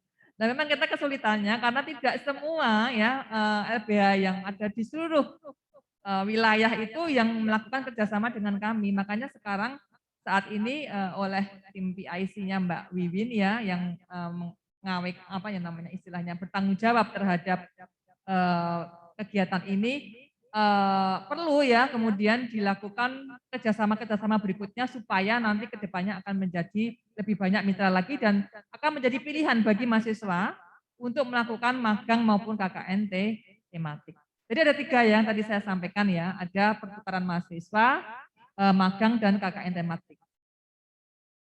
Nah ini ya kalau pertukaran mahasiswa saya rasa tadi Bu Warik sudah menyampaikan kita itu sudah kerjasama ya dengan berbagai institusi ya dan mahasiswa kita sudah melakukan proses pembelajaran di situ. Yang pertama itu pernah ada prodi yang di luar ya di luar perguruan tinggi ya di Unwiku, bahkan Unwiku Universitas Wijaya Kusuma Purwokerto itu mengirimkan mahasiswanya ke tempat kita. Ada 2 mata kuliah yang diambil ya. Jadi ada 2 mata kuliah dengan jumlah mahasiswa itu sekitar berapa ya? Sekitar 40-an lah ya. Yang mengikuti mata kuliah kita ya. Jadi mereka melakukan proses pembelajaran itu bukan di dalam kampusnya tapi di luar kampusnya yaitu di Janabadra. Kemudian mahasiswa kita mengikuti juga di Universitas Negeri Yogyakarta. Dan tahun lalu mahasiswa kita juga mengikuti di Universitas Sarjana Wiyata Taman Siswa. Nah itu beberapa program pertukaran mahasiswa yang memang kita harus melakukan kerjasama juga dengan berbagai perguruan tinggi, ya bahkan juga di luar negeri yang sebetulnya kita sudah merintis juga. Kemudian yang kedua adalah magang ya atau praktek kerja ya. Nah ini magang tadi sudah disampaikan oleh Pak Dr. Nindyo ya tadi berbagai hal pengertiannya dan sebagainya. Nah di tempat kami ya magang itu menjadi apa ya semacam idola dari mahasiswa ya. Jadi kalau mahasiswa itu dalam masa apa ya masa istirahat. Jadi antara semester genap ke menuju semester ganjil itu kan jangka waktu apa istirahatnya itu kan cukup lama ya. Jadi dari bulan apa ya Juli ke bulan Agustus ke bulan September. ada sekitar 2 bulan ya, itu mahasiswa kebanyakan apa, mengikuti mengajukan permohonan magang. Itu yang saya lihat dari tahun ke tahun ya. Tetapi memang sayangnya ya tadi, karena memang beberapa tempat magang itu belum melakukan kerjasama dengan kita ya. Jadi untuk yang seperti itu saya bilang magang boleh, tapi non MBKM. Jadi kalau yang MBKM itu selalu harus didahului dengan MOU ya. Jadi makanya Bapak Ibu yang ada di sini ya, kita alokasikan nanti mahasiswa kita untuk bisa magang di LBH, di pemerintah desa, atau di instansi-instansi yang lainnya. Kita ada juga di Kanwil, Kementerian Hukum dan Hak Asasi Manusia. Kita juga ada di pemerintah Kabupaten Gunung Kidul ya. Kemarin kita juga sempat tanda tangan MOU dengan Bapak Bupati. Kemudian ada beberapa juga ya di apa ya, saya lupa karena sudah cukup banyak ya yang kerjasama dengan kita sejak tahun 2020 ya untuk program MBKM ini. Dinas Perindustrian Perdagangan. Nah, yang sudah terimplementasi itu adalah mahasiswa yang sudah magang di Dinas Perindustrian Perdagangan Provinsi Daerah Istimewa Yogyakarta dan LBH apa ya, Mbak? Sembada. Ya, LBH Sembada. Ini mungkin rawuh enggak ya? Oh enggak ya. Jadi pamit ya. Jadi di mahasiswa kita itu ada ya lumayan banyak yang magang di LBH Sembada dan juga magang di Dinas Perindustrian Perdagangan Daerah Istimewa Yogyakarta. Ya, nanti mungkin yang di sini ada Al-Kausar ya, kemudian ada LBH apa Mas Giovanni itu Pandawa itu nanti bisa kemudian kita tawarkan kepada mahasiswa untuk melakukan magang, bagaimana melakukan praktek-praktek dalam hal penanganan permasalahan hukum ya. Itu harapan kita ya, karena kalau sudah kerjasama kan berarti nanti secara aturan dari menteri diperbolehkan itu dianggap sebagai mahasiswa yang melakukan MBKM dan ada transfer kreditnya, jadi dia diakui kalau selama magang itu 6 bulan atau 1 semester, dia diakui menempuh maksimal 20 SKS dalam 1 semester. Jadi dia itu nanti dari 140 SKS, nanti 20 SKS-nya itu dia diambil dari kegiatan magang itu. Kan luar biasa ya. Itu namanya Merdeka Belajar yang disampaikan oleh Pak Menteri itu Merdeka Belajarnya di situ. Jadi mahasiswa itu boleh memilih mau dia tuh magang, mau KKN tematik atau mau pertukaran mahasiswa. Dan itu harus melakukan proses pendaftaran. Ya itu magang yang tadi saya sampaikan dan semua itu kemudian bisa di transfer kreditkan ya. Jadi istilahnya itu nanti itu diakui sebagai kegiatan yang SKS-nya adalah 20 SKS ya. Jadi nanti 20 SKS itu diambil dari magang. Nah, ini ya kegiatan magang ya intinya dalam kegiatan ini diambil dalam 1 semester atau 6 bulan ya, kemudian 20 SKS ya. Jadi program magang itu memberikan pengalaman yang cukup pada mahasiswa melalui pembelajaran langsung di tempat kerja. Kemudian selama magang mahasiswa juga akan mendapatkan hard skill ya. Jadi ada beberapa pengetahuan juga dan maupun soft skill ya untuk melakukan kegiatan-kegiatan di industri atau di kementerian yang kita belum punya itu industri ya.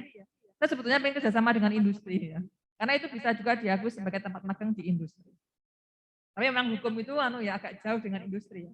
Sekalipun sebetulnya setiap perusahaan itu pasti ada legal officer-nya, pasti ya. Tapi memang ini belum kita lakukan karena memang kita sekarang terbatas pada pengadilan negeri, Jogja, Bantul, Sleman ya, yang sudah melakukan kerjasama dengan kita, dengan Kementerian Hukum dan HAM, juga pemerintah Kabupaten Gunung Kidul dan sebagainya. Kemudian industri juga mendapatkan talenta gitu kan, jadi istilahnya dia itu mendapatkan, saya ambil contoh nih ya, mungkin dari sini ada yang rawuh secara daring ya, dari Dinas Perindustrian Perdagangan Provinsi Daerah Istimewa Yogyakarta ya.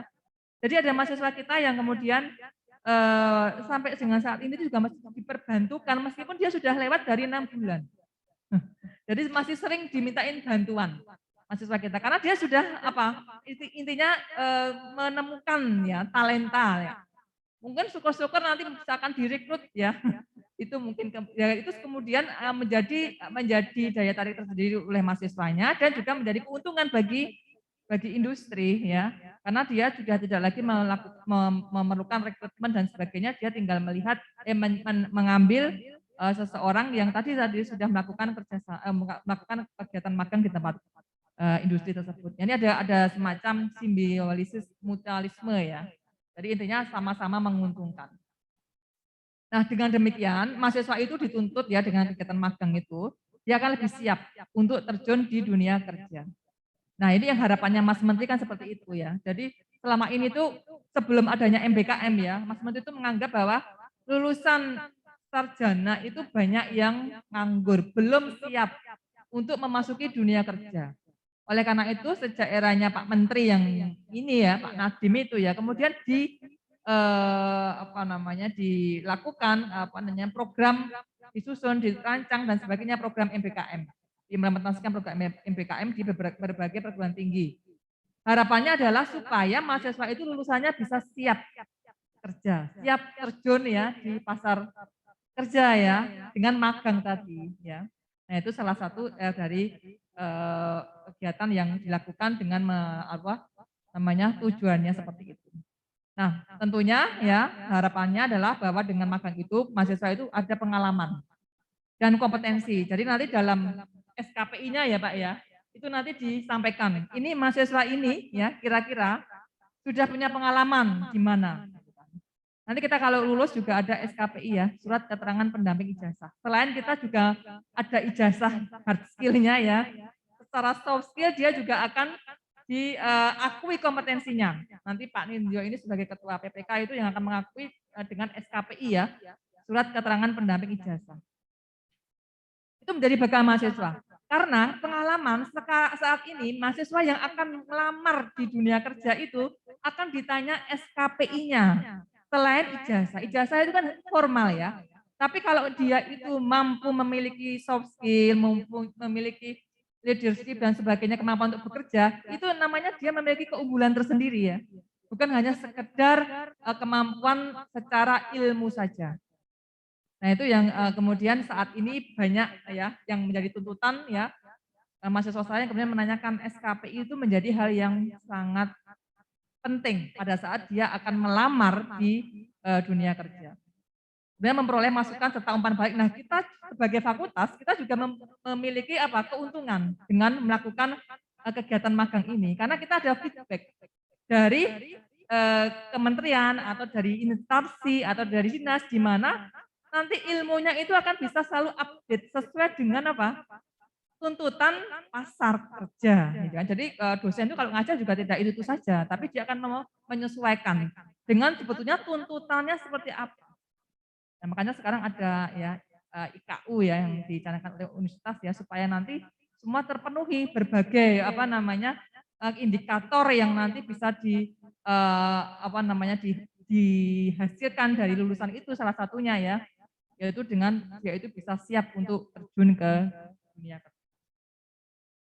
Kemudian berikutnya adalah KKN tematik. Nah, ini KKN tematik salah satu program kita juga ya, sama juga dengan magang ya. Jadi nanti rekognisinya itu adalah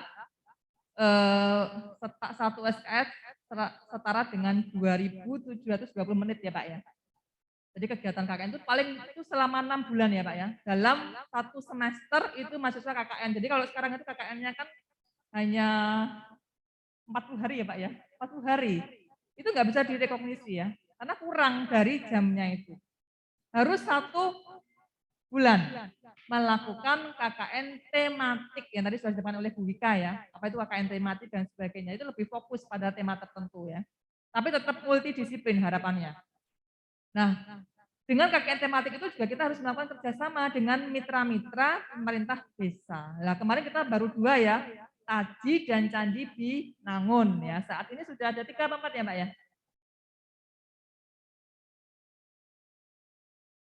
5, Mbak. Jadi ada 5. Ada 2 dan dari tahun 2020, kemudian 3 di tahun ini ya. Ini luar biasa ya, meskipun memang ya, sekali lagi ya dalam 1 tahun itu kita tidak bisa kemudian tambahnya cukup banyak, karena memang kita perlu waktu ya untuk melakukan kerjasama itu.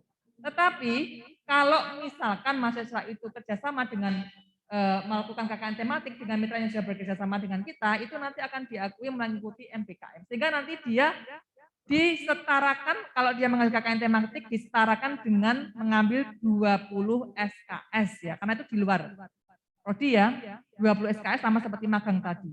Dengan nanti 20 SKS itu nanti bunyinya ya adalah KKN tematik. Nah, nilainya mau A, mau B dan sebagainya itu nanti ada penilaiannya. Baik dari DPL-nya maupun dari pemerintah desanya. Nanti kita tunjuk sebagai surveyornya. Itu ya. Jadi ini yang kemudian kita sampaikan ya. Nah, KKN tematik itu sebetulnya sama juga dengan magang ya. Jadi ada pembentukan mengasah soft skill ya, leadership ya, kemudian juga berpengalaman belajar kepada mahasiswa yang hidup di tengah masyarakat ya, untuk secara langsung berkolaborasi ya, bersama masyarakat mengidentifikasi potensi dan menangani masalah, serta mengembangkan potensi suatu desa atau daerah, juga mencari solusi ya atas masalah yang ada di dalam desa tersebut.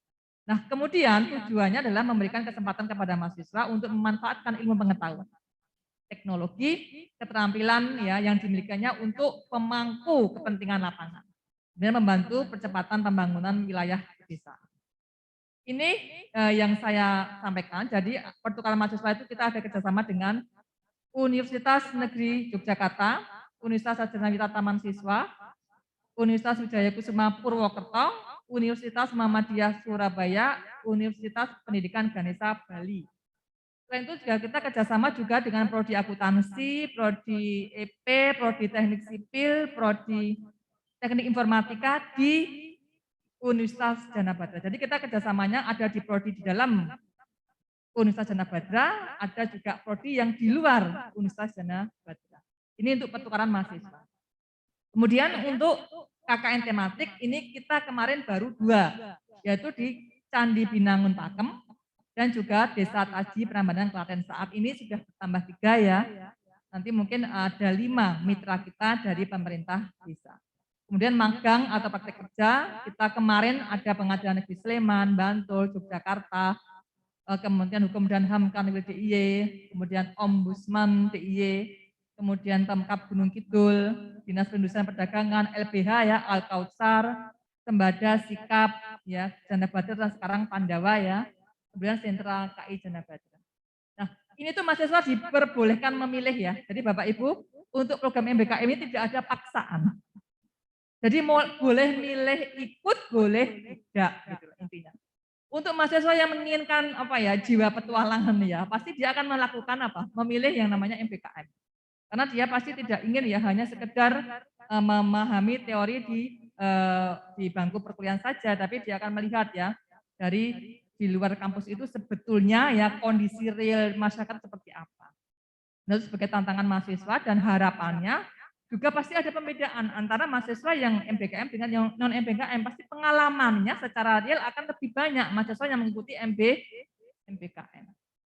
Itu kira-kira ya dari saya terkait dengan penjelasan ini. Mungkin secara lebih rinci nanti mungkin akan kita susun program-programnya seperti apa ya. Baik itu LBH. Kemarin waktu kita ada magang di LBH itu kemarin juga didampingi oleh surveyornya dari LBH mana Sembada ya. Itu ada cukup banyak ya mahasiswanya. Cuma sayangnya saya mau mencari testimoni ya dari LBH Sembada ternyata tidak hadir dan juga sebetulnya saya menginginkan testimoni juga dari ya, Bu Dia hadir tapi lewat Zoom Bu Dia dari LBH Sembada. Lewat Zoom. Monggo mungkin bisa disampaikan testimoninya ya setelah mahasiswa kita mengikuti program magang di LBH Sembada. Monggo sinten ini yang akan memberikan testimoninya. Nanti setelah itu dari Dinas Perindustrian Perdagangan hadir tidak ya di sini Zoom sini? Halo Mas Sabto ya. Iya Bu, saya Mas Sabto. Oh ya, selamat siang Mas. Ya, monggo silakan Mas. Ya, terima kasih Bu Dia, Pak Rektor, dan Bapak Ibu sekalian. Kebetulan memang LBH Sembada entah memulai atau entah sudah dimulai yang lain, kemarin kami menerima mahasiswa magang dengan kami melakukan pendampingan kurang lebih selama 6 bulan. Walaupun yang mengajukan itu 10, tetapi pada akhirnya yang dapat kami rekomendasi hanya 4, karena kami berusaha untuk mendisiplinkan teman-teman mahasiswa, tidak memudahkan kami memberikan rekomendasi yang memang tidak dilakukan oleh mereka begitu. Kami memang mempunyai beberapa catatan, Bu, karena memang LBH Sembada ini ada beberapa rujukan juga dari universitas yang lain. Ada dari kemarin UNS, kemudian UGM, kemudian Atmajaya dan yang lain. Ya, kami hanya memohon saja untuk Jana Badra ini, untuk teman-teman mahasiswanya, bagi Bapak Ibu dosen, berharap memberikan pemahaman yang lebih. Kedisiplinannya memang harus dijaga, kemudian kepercayaan dirinya juga harus memang dipupuk begitu, sehingga harus berani untuk menunjukkan kemampuan-kemampuan yang mereka miliki. Jana Badra sebenarnya lawyernya juga banyak, mungkin dengan teman-teman Pandawa, dengan teman-teman Sikap, dengan teman-teman Alkostar itu sebenarnya sama. Kami juga berkonsisten untuk 2 mahasiswa itu didampingi oleh advokat pembimbing 1. Begitu. Kami berharap mereka tahu, kita ajari teorinya dan langsung kami ajari prakteknya. Selama ini kami berusaha memberikan pemahaman mereka itu dari perkara-perkara yang paling awal. Dari cara berkomunikasi dengan klien, kemudian memberikan gelar perkara dengan klien, memberikan legal opininya sampai dengan tahapan penanganannya. Itu saja dari LBH Sembada, mungkin nanti dilanjutkan dengan yang lain untuk diskusi. Kami hanya berharap itu, Bu. Yang kedua, mohon juga memberikan pemahaman untuk berpakaian, karena ini sudah seakan-akan sudah ranahnya prakerja. Begitu, artinya pakaian itu diberikan pemahaman juga ke kantor, berbeda dengan ketika di kampus. Begitu. Terima kasih dari saya, Bu Diah, monggo kami kembalikan. Terima kasih. Baik, Mas Sabto matur nuwun ya. Ini memang kemarin yang peminatnya banyak ya, tapi ternyata yang disetujui itu hanya 4. Karena memang benar ya, harus ada semacam semacam tidak semuanya diterima, pokoknya intinya gitu ya. Karena memang itu harus mendasarkan pada beberapa persyaratan tertentu ya. Itu matur nuwun Mas Sabto ya atas testimoninya dan juga dampingan kepada adik-adik mahasiswa, dan kedepannya mungkin jangan kapok ya untuk tetap melakukan pendampingan seperti ini ya. Mungkin yang berikutnya yang dari Dinas Perindustrian Perdagangan Provinsi Daerah Istimewa Yogyakarta, Balai Pengelolaan Kekayaan Intelektual, mungkin hadir Pak Doni atau Mbak Widya, mungkin bisa memberikan testimoninya. Halo, dari Dinas, hadir ya Mas? Off cam, oke. Dari Dinas Perindustrian Perdagangan, kemarin mahasiswa kita juga hadir. Pak Doni mungkin kepalanya, Kepala BPKI ya, atau mungkin Bu Widya. Ini kebetulan kemarin juga ada mahasiswa kita yang magang 6 bulan di sana, ya, kemudian malah beberapa kali sampai saat ini tuh masih dimintain bantuan ya, karena mereka menginginkan itu kok nanti kalau ada magang lagi saya mau Bu gitu. Ya, ini maka kita buka ya untuk pendaftaran ini mungkin semester depan ya, supaya nanti bisa oke, Pak Doni. Oke, Pak Doni, selamat siang Pak Doni. Selamat siang Bu, mohon diulang nih sambil bekerja nih. Iya, oke. Mohon diulang Bu. Kebetulan Pak Doni ini Kepala BPKI yang baru, kemarin waktu Bu Rosi yang memimpin ya, itu kita sempat mengirimkan mahasiswa Jana Badra untuk magang gitu kan, atas nama Mbak Putri kalau nggak salah ya. Itu Bapak mungkin karena Bapak baru Oktober ini kalau nggak salah ya. Nah, gimana Pak testimoninya nih, mungkin Bapak sebagai pejabat baru tapi kalau mungkin teman-teman yang lainnya yang seperti Pak Bu Widya, kemudian Bu Ida dulu ya, kemudian yang pernah juga Bu Rosi yang sekarang sudah pindah juga ya, itu kemarin justru malah mengharapkan, saya dikasih lagi mahasiswa magang lagi ya, karena sangat membantu ya ini. Mungkin bagaimana nanti gimana Pak testimoni dari mahasiswa yang kemarin sempat magang di tempat kami. Monggo Pak Doni. Terima kasih Bu atas waktu yang diberikan. Mohon maaf karena akhir bulan ini banyak pekerjaan sambil disambi tadi. Yang pertama kami mengucapkan terima kasih khususnya kepada Fakultas Hukum Universitas Jana Badra yang sudah beberapa kali ya untuk menempatkan mahasiswa magang di Balai Pengelolaan Kekayaan Intelektual Dinas Perindustrian dan Perdagangan DIY. Dari rapat-rapat yang kami ikuti bahwa mahasiswa yang magang ini sangat membantu ya, karena memang di Balai Pengelolaan Kekayaan Intelektual ini banyak bersinggungan dengan hukum. Yang pertama itu. Yang kedua, bahwa dalam kegiatan sosialisasi juga hak kekayaan intelektual, mahasiswa yang magang ini bisa membantu dalam pelaksanaan edukasi dan advokasi yang dilakukan oleh Balai Pengelolaan Kekayaan Intelektual. Sharing dari mahasiswa ini tentunya juga dari segi hukum ini sangat bermanfaat bagi balai kami ya. Karena memang di balai kami ini untuk sarjana hukum tidak ada ya. Karena aspek daripada hak kekayaan intelektual ini banyak terkait dengan peraturan yang ditetapkan oleh Kementerian Hukum dan HAM ya. Contohnya di merek dan indikasi geografi itu Undang-Undang Nomor 20 tahun 2016. Aspek hukum ini biasanya pendapat dari beberapa orang itu berbeda, sehingga biasanya kami juga mengajak diskusi mahasiswa yang dari Fakultas Hukum Jana Badra, dan hasil diskusi ini kami konsultasikan kepada tim yang ada di Kementerian Hukum. Beberapa masukan sangat bermanfaat ya dari mahasiswa itu memberikan masukan kepada balai.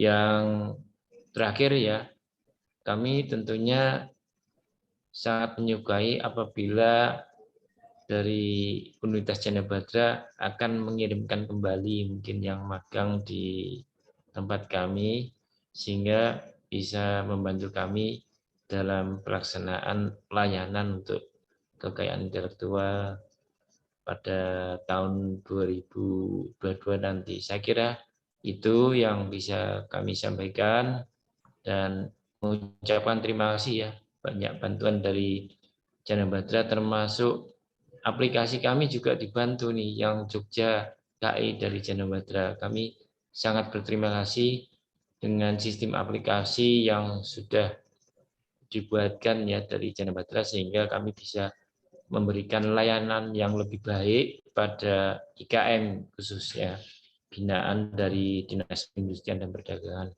Dan selain layanan online yang cepat, kami memperoleh data yang lebih valid berapa jumlah IKM yang mengajukan dari aplikasi yang dibantu oleh Jana Badra ini dalam proses pembuatannya kemarin. Dan kedepannya mungkin bisa kita kembangkan untuk aplikasi ini, dan dukungan dari Jana Badra tetap kami butuhkan. Demikian yang bisa kami sampaikan, Bu. Waktu kami kembalikan.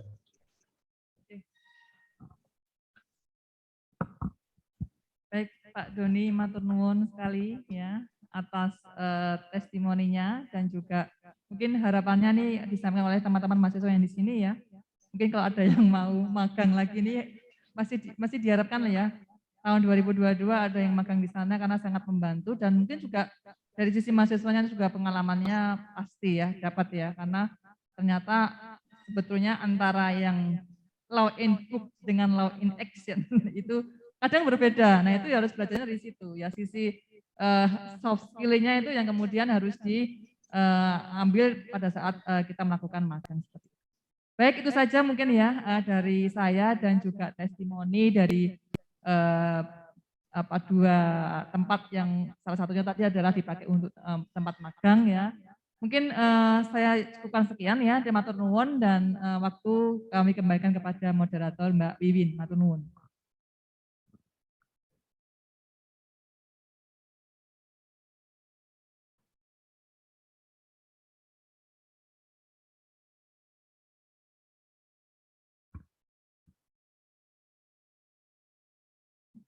Terima kasih kepada Ibu Dr. Diah Permata Budi Asri SHMKN atas pemaparan terkait dengan implementasi program magang dan juga KKN tematik yang selama ini sudah terlaksana kerjasamanya ya antara Fakultas Hukum Universitas Gajah Mada dengan mitra.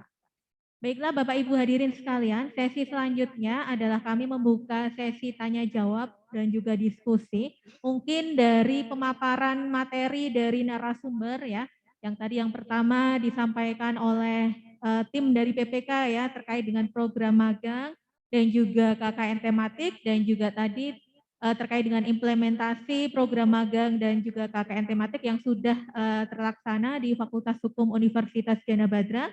Mungkin ada dari mitra yang sudah kerjasama ataupun juga mitra yang baru dan akan melaksanakan program magang dan juga KKN tematik. Jika ada hal-hal yang mungkin akan ditanyakan bisa ditanyakan pada sesi ini. Tidak hanya dari Bapak Ibu mitra yang hadir pada kesempatan pagi hari ini di ruang 14 Kampus Timoho, kami juga memberikan kesempatan ya kepada Bapak Ibu hadirin sekalian yang mengikuti forum ini melalui online Zoom meeting. Monggo jika ada hal-hal yang mau ditanyakan bisa ditanyakan pada forum ini, mumpung ada narasumber kita yang nanti akan dapat memberikan penjelasan lebih lanjut terkait dengan program magang dan juga KKN tematik.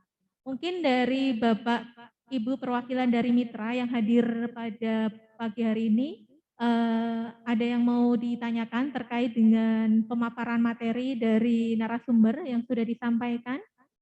Mungkin dari pihak Desa Sumbermulyo, Bapak?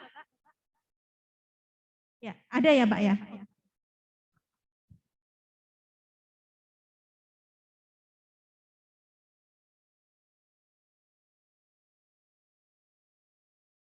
Silahkan Bapak.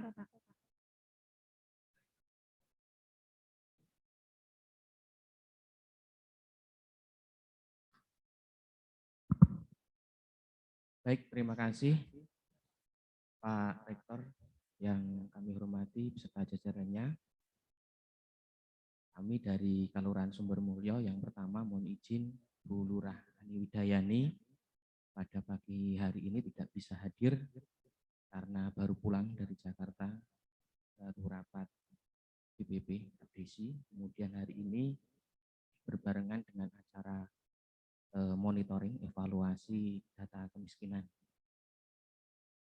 Bapak Ibu yang kami hormati, terkait dengan materi yang sudah disampaikan oleh 3 narasumber pada pagi siang hari ini dari Kelurahan Sumbermulyo, ini menanggapi sangat luar biasa sekali.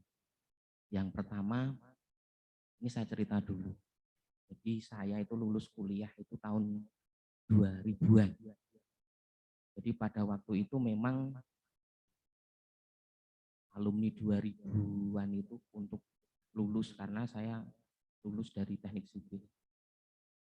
Terus dari teknik sipil secara ilmu mungkin sudah dibekali ilmu, baik itu teori soft skill maupun tetapi kenyataannya ketika kami harus bekerja di dunia konstruksi, itu ternyata jauh berbeda sekali. Kami harus belajar dari nol. Dan seperti apa yang sudah tadi dipaparkan oleh Pak Dr. Nindyo, tadi memang betul sekali. Memang sudah saatnya era saat ini dunia industri itu didekatkan dengan dunia kampus. Sehingga ke depan ini bagi adik-adik yang lulus dari dunia pendidikan itu bisa lebih cepat untuk terserap dalam dunia industri. bisa langsung berkontribusi terhadap dunia industri.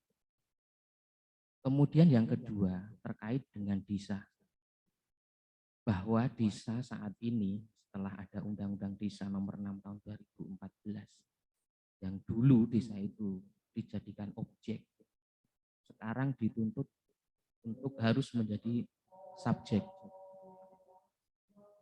Bentar nih.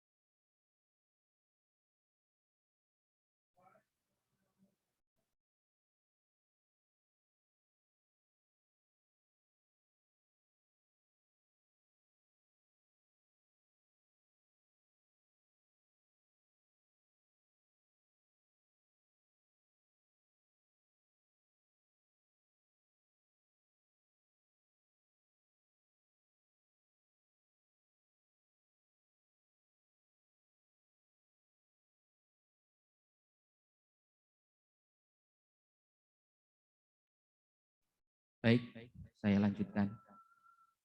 Jadi semenjak berlakunya Undang-Undang Desa Nomor 6 Tahun 2014, di mana untuk saat ini memang desa dituntut untuk sebagai subjek dengan begitu banyak sekali kewenangan, baik itu kewenangan berdasarkan hak asal usul, kewenangan skala lokal desa, kemudian kewenangan yang ditugaskan oleh kabupaten, provinsi maupun pusat itu memang begitu berat. Dampak dari undang-undang itu banyak sekali dana transfer yang diberikan oleh pusat kepada desa. Semua harus dieksekusi oleh desa. Belum lagi program-program yang diberikan oleh UPD, baik itu Kemendesa, baik itu Dinsos, Bapeda, dan lain sebagainya. Sehingga kalau dulu rata-rata desa itu mengelola anggaran per tahun itu kisaran 1 miliar sampai 2 miliar, untuk saat ini di Kelurahan kami pun sudah berkisar antara 4 miliar sampai 5 miliar. Itu satu contoh. Kemudian selanjutnya untuk pendataan kemiskinan untuk saat ini kita itu dikeroyok oleh beberapa OPD. Data kemiskinan saja untuk tahun ini kita harus mendata data kemiskinan dari Kementerian Desa, SDGs. Kemudian pendataan dari KB. Kemudian pendataan kemiskinan dari Bapeda, banyak sekali. Secara otomatis kalau semua itu dilimpahkan kepada desa, kita tidak mampu. Dengan SDM yang belum begitu memadai. Alhamdulillah untuk saat ini banyak tenaga-tenaga muda yang sudah masuk di lingkaran pemerintah desa. Belum lagi amanah dari Permendes nomor 7 tahun 2021 di mana saat ini desa harus mengarah ke digitalisasi. Digitalisasi ini mau nggak mau kalau kita tidak bekerja sama dengan pihak ketiga dalam hal ini pihak kampus. Saya kira ini sangat sulit sekali. Makanya kami dari Kelurahan Sumbermulyo sangat menyambut kerjasama ini. Nanti ke depan harapan kami bahkan tidak hanya kerjasama 1 tahun, 2 tahun. Mungkin jangka panjang sekaligus saja. Untuk nanti mahasiswa-mahasiswa yang akan mengadakan KKN tematik, ini nanti bisa membantu desa, terutama di bidang digitalisasi, pendataan, maupun nanti juga pendampingan, pemberdayaan di tingkat masyarakat. Karena kompleks sekali untuk tahun 2021 dan seterusnya ini saya kira PR desa sangat banyak dengan banyak program yang semua sekarang dilimpahkan ke desa. Itu dari Sumbermulyo yang bisa kami sampaikan. Ada kurang lebihnya kami mohon maaf. Saya akhiri, wabillahi taufiq wal hidayah. Assalamualaikum warahmatullahi wabarakatuh. Terima kasih kepada Bapak perwakilan dari Desa Sumbermulyo yang menyampaikan tanggapannya ya Pak ya terkait dengan program KKN tematik, dan alhamdulillah respon dan tanggapannya luar biasa ya, siap menerima mahasiswa dari kami dari Fakultas Hukum Universitas Gadjah Mada untuk dapat melaksanakan program KKN tematik di Desa Sumbermulyo, Bambanglipuro, Kabupaten Bantul. Terima kasih banyak Bapak. Nah mungkin ada yang mau menyampaikan tanggapannya dari mitra yang baru, mungkin dari LKBH Pandawa. Kami persilahkan. Terima kasih atas waktu yang diberikan. Assalamualaikum warahmatullahi wabarakatuh. Saya hormati rektor yang tadi sempat hadir beserta jajarannya, Dekan Fakultas Hukum beserta jajarannya, serta semua kita yang hadir di sini. Menanggapi terkait dengan program Kampus Merdeka ini, kebetulan yang pertama untuk saya sedikit pertama saya dengar orang ceritakan tentang Kampus Merdeka itu ketika ada rapat advokat itu dengan senior-senior yang dulu itu dari UMY, dan UMY pun juga lagi gencarnya dengan Kampus Merdeka ini ya. Dan ketika saya dengar kabar bahwa Jana Badra juga sekarang lagi gencarnya dengan program Kampus Merdeka ini, ya satu kebanggaan buat saya karena kebetulan saya di Jana Badra, jadi satu kebanggaan buat saya karena hal seperti ini sebenarnya dari dulu seharusnya ini dijalankan. Karena apa? Karena ini sangat bermanfaat untuk mahasiswa ya ketika menghadapi dunia kerja ke depannya.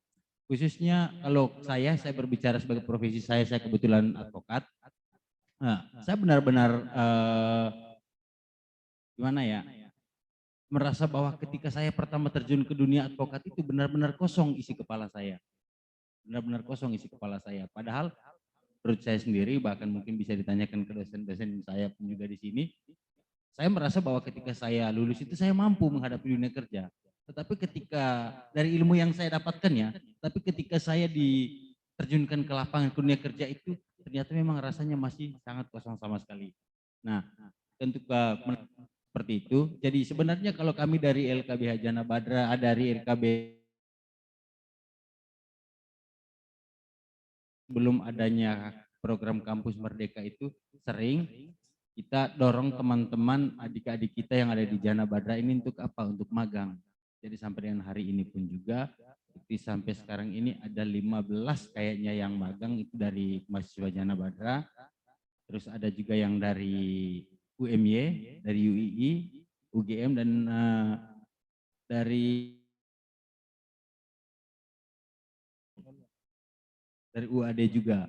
Ada beberapa anak-anak yang magang, tapi sampai dengan hari ini memang belum ada yang mereka itu magang karena menjalankan program magang sama seperti yang dijelaskan tadi ya. Harapan saya ke depannya pun juga sebenarnya bagi saya kalau program itu hanya sebagai program dicanangkan pemerintah ya, tetapi lebih daripada itu kepada mungkin kepada kampus Universitas Jana Badra ataupun kampus-kampus yang lainnya lebih menekankan mahasiswa itu daripada pulang kuliah duduk bengong nongkrong nggak jelas apa, mending dipakai waktunya untuk buat magang, mempersiapkan kerja ke depannya, karena itu yang kami harapkan juga untuk adik-adik kami ke depannya. Mungkin untuk sementara dari saya sekian dulu. Terima kasih.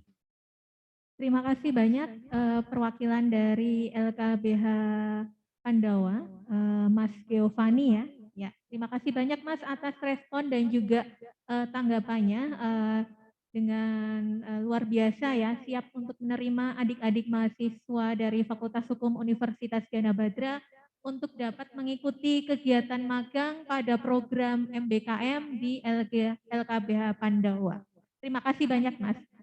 Nah selanjutnya mungkin ada dari Bapak Ibu hadirin sekalian yang join melalui online Zoom meeting yang ingin menanyakan terkait dengan program magang dan juga KKN tematik yang ikut serta hadir pada kesempatan siang hari ini.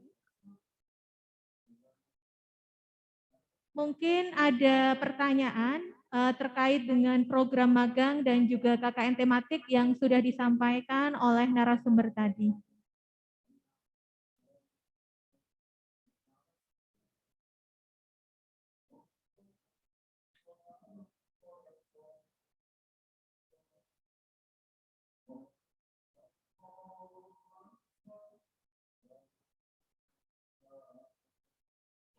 Oh ya, silahkan Mas.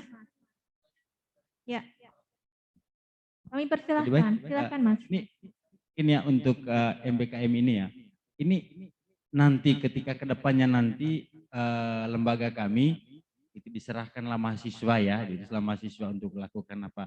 Itu nanti apakah ada form penilaian atau seperti apa gitu ya? Oh, ya. Karena hal yang seperti itu sebenarnya pun juga ketika ini masuk di dalam program gitu, paling tidak kan ada kurikulum ya, kurikulum yang paling tidak yang bisa kami terapkan di dalam lembaga kami dalam mendidik teman-teman yang magang ini, adik-adik yang magang ini nanti. Apakah memang itu ada nanti? Oh ya, Atau tidak? Baik, terima ya, kasih. terima kasih Mas Giovanni. Mungkin bisa dijawab oleh Pak Nindyo terkait dengan pertanyaan dari Mas Giovanni. Apakah ada form penilaian pada saat mahasiswa tersebut melakukan kegiatan magang? Terima kasih Mas atas pertanyaan. Jadi semua kegiatan MBKM itu sudah kami rancang sistemnya. Ya, sudah kami rancang sistemnya, termasuk contoh magang itu. Nanti kami sudah siapkan beberapa standar operasional prosedur, termasuk logbook yang harus diisi oleh mahasiswa, kemudian laporan dan sebagainya. Nah, nanti bridgernya itu, kegiatan itu nanti akan dilaporkan, kemudian kami pantau melalui learning management system kami. Jadi kami sudah punya sistem itu Pak, untuk mendukung. Jadi nanti teman-teman Dudi dan dosen itu nanti akan sangat dimudahkan ketika memonitoring. Itu mungkin Mbak.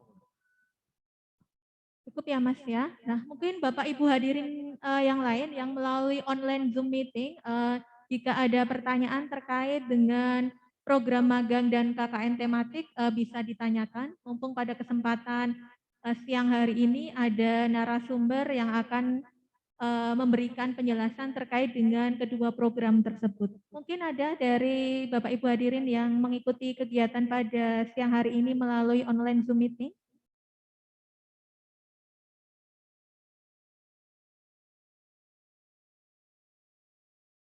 Mungkin jika ingin menanyakan secara langsung bisa raise hand.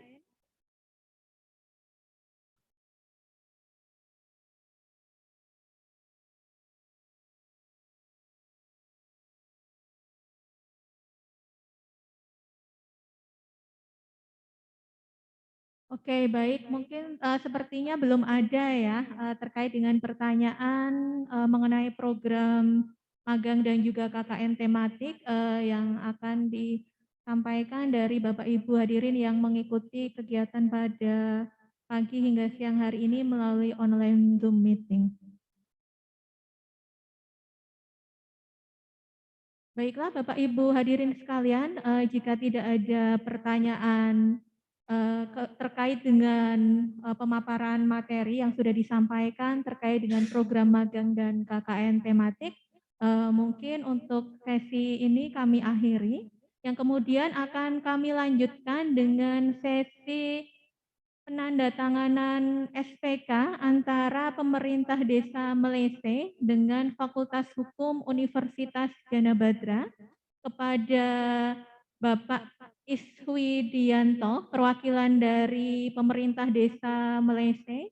Kami mohon untuk ke depan menempatkan diri. Kemudian kami juga memohon kepada Ibu Wakil Dekan 1 Fakultas Hukum Universitas Gana Badra untuk menempatkan diri karena akan ada penandatanganan SPK antara pemerintah Desa Melese dan juga Fakultas Hukum Universitas Gana Badra.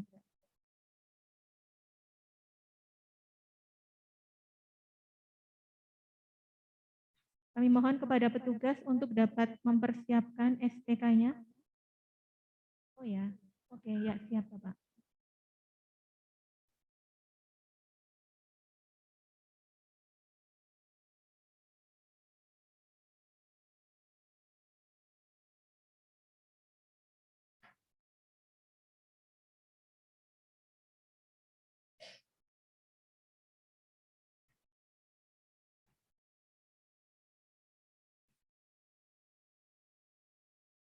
Baiklah Bapak Ibu hadirin sekalian, bersama-sama kita saksikan penandatanganan SPK antara pemerintah Desa Melese, Kabupaten Klaten dengan Fakultas Hukum Universitas Gana Badra.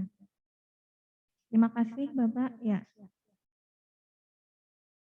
Terima kasih Bapak. Selanjutnya kami memberikan kesempatan dan waktunya kepada perwakilan dari pemerintah Desa Melese untuk memberikan pernyataan terkait dengan kegiatan yang akan kita laksanakan dan sudah ada MOU ya tadi Pak ya terkait dengan KKN tematik. Silakan Bapak.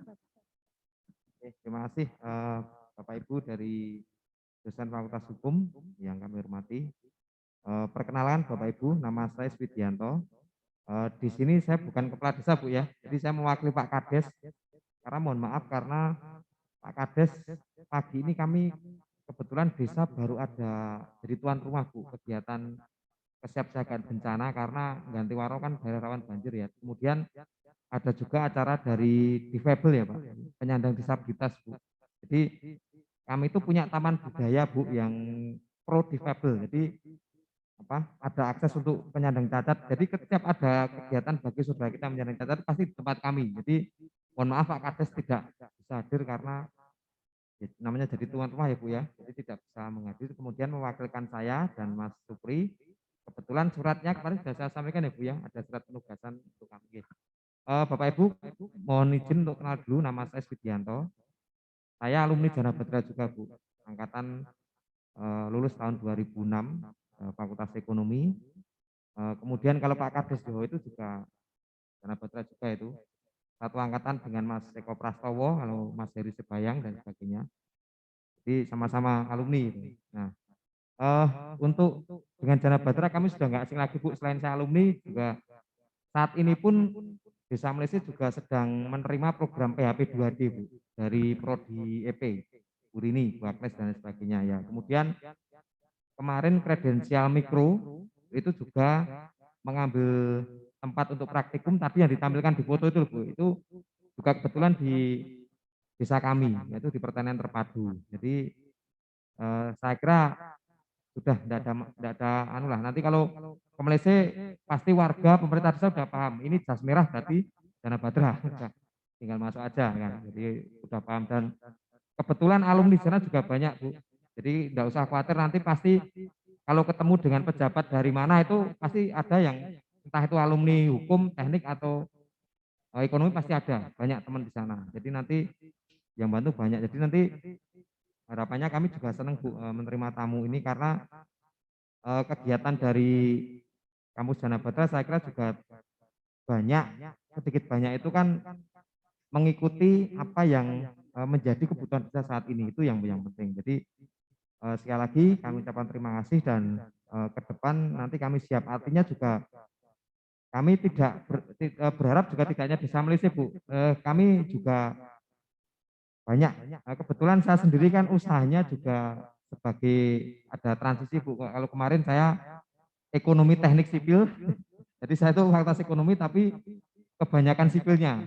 Jadi saya awalnya adalah konsultan teknik sipil juga, saya di bidang konstruksi, tapi kemudian setelah pandemi ada pergeseran, kami juga menjadi pendamping desa-desa untuk pengembangan ekonomi desa. Jadi kami ada CV, semacam CV atau PT yang membidangi dan lembaga. Jadi nanti misalkan butuh desa mana kami siap. Jadi setiap desa itu sudah kami petakan, desa ini, butuh itu. Jadi nanti tinggal menyesuaikan aja. Jadi kalau apalagi hukum, Bu, sekarang mohon maaf setelah adanya banyak Udana Desa Hadir ini, banyak desa itu sekarang semakin kompleks, Bu, terutama menghadapi masalah-masalah hukum itu banyak. Ya jenengan pasti dengar cerita lah. Apa? Kasus dana desa di desa A, desa B itu terjadi yang kadangkala itu bukan disengaja tapi memang karena pemahaman tentang alur apa ya? Administrasi yang kurang baik sehingga jadi temuan. Walaupun itu temuan yang bukan korupsi tapi temuan yang sifatnya administrasi dan itu perlu teman-teman hukum yang ikut membantu. Maksudnya teman-teman fakultas hukum yang bisa membantu di desa-desa. Ya demikian Bapak Ibu, Mas Mbak. Ini ada mahasiswanya juga ya, dari fakultas hukum ya. Ya jadi kalau saya di Timoho ini memang jarang Bu sejak kuliah, jadi kan kebanyakan di Pingit ya. Tapi dulu sering kok kalau kegiatan apa itu mahasiswaan, waktu dulu saya juga sering mundar-mandir di sini kalau ada lagi. Terima kasih atas waktunya, mohon maaf Bu terlambat karena tadi kami juga harus mempersiapkan tempat di desa kami. Matur suwun. Terima kasih Bapak perwakilan dari Desa Melese atas tanggapan dan juga respon yang sangat luar biasa terkait dengan program KKN tematik dan siap menerima mahasiswa dari kami untuk melaksanakan kegiatan KKN tematik di Desa Melese.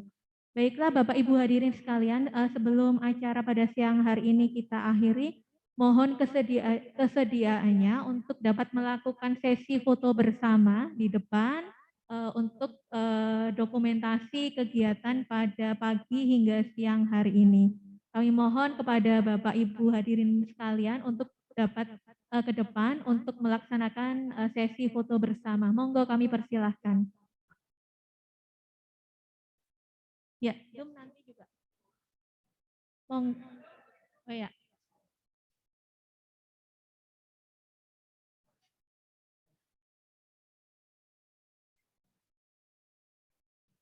Kepada adik-adik mahasiswa mungkin bisa sekalian dipersiapkan untuk yang Bapak Ibu hadirin yang mengikuti kegiatan melalui online Zoom meeting juga dapat mengikuti kegiatan sesi foto bersama.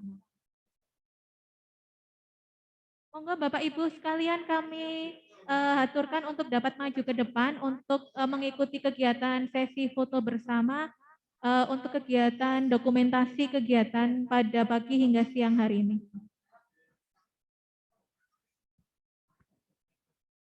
Mohon izin kepada peserta yang mengikuti melalui Zoom meeting, harap menyalakan kameranya. Terima kasih.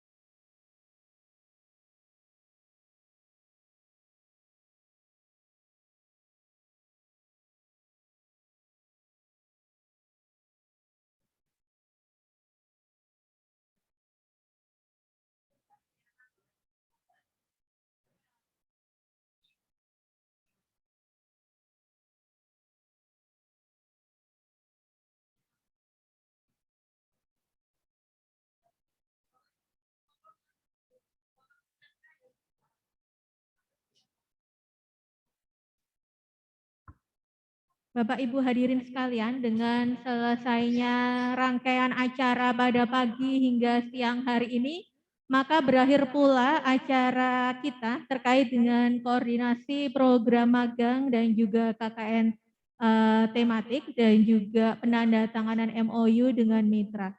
Kami haturkan terima kasih banyak kepada Bapak Ibu hadirin yang sudah berpartisipasi dalam kegiatan acara pada pagi hingga siang hari ini. Mohon maaf jika ada hal-hal yang kurang berkenan. Harapan kami kerjasama yang sudah terjalin dengan mitra dapat tetap dipertahankan dan dapat ditingkatkan lebih baik kembali sehingga kerjasama yang sudah terjalin dapat terus berjalan hingga nantinya. Terima kasih banyak. Kami akhiri kegiatan pada siang hari ini. Billahi taufik walhidayah. Wassalamualaikum warahmatullahi wabarakatuh.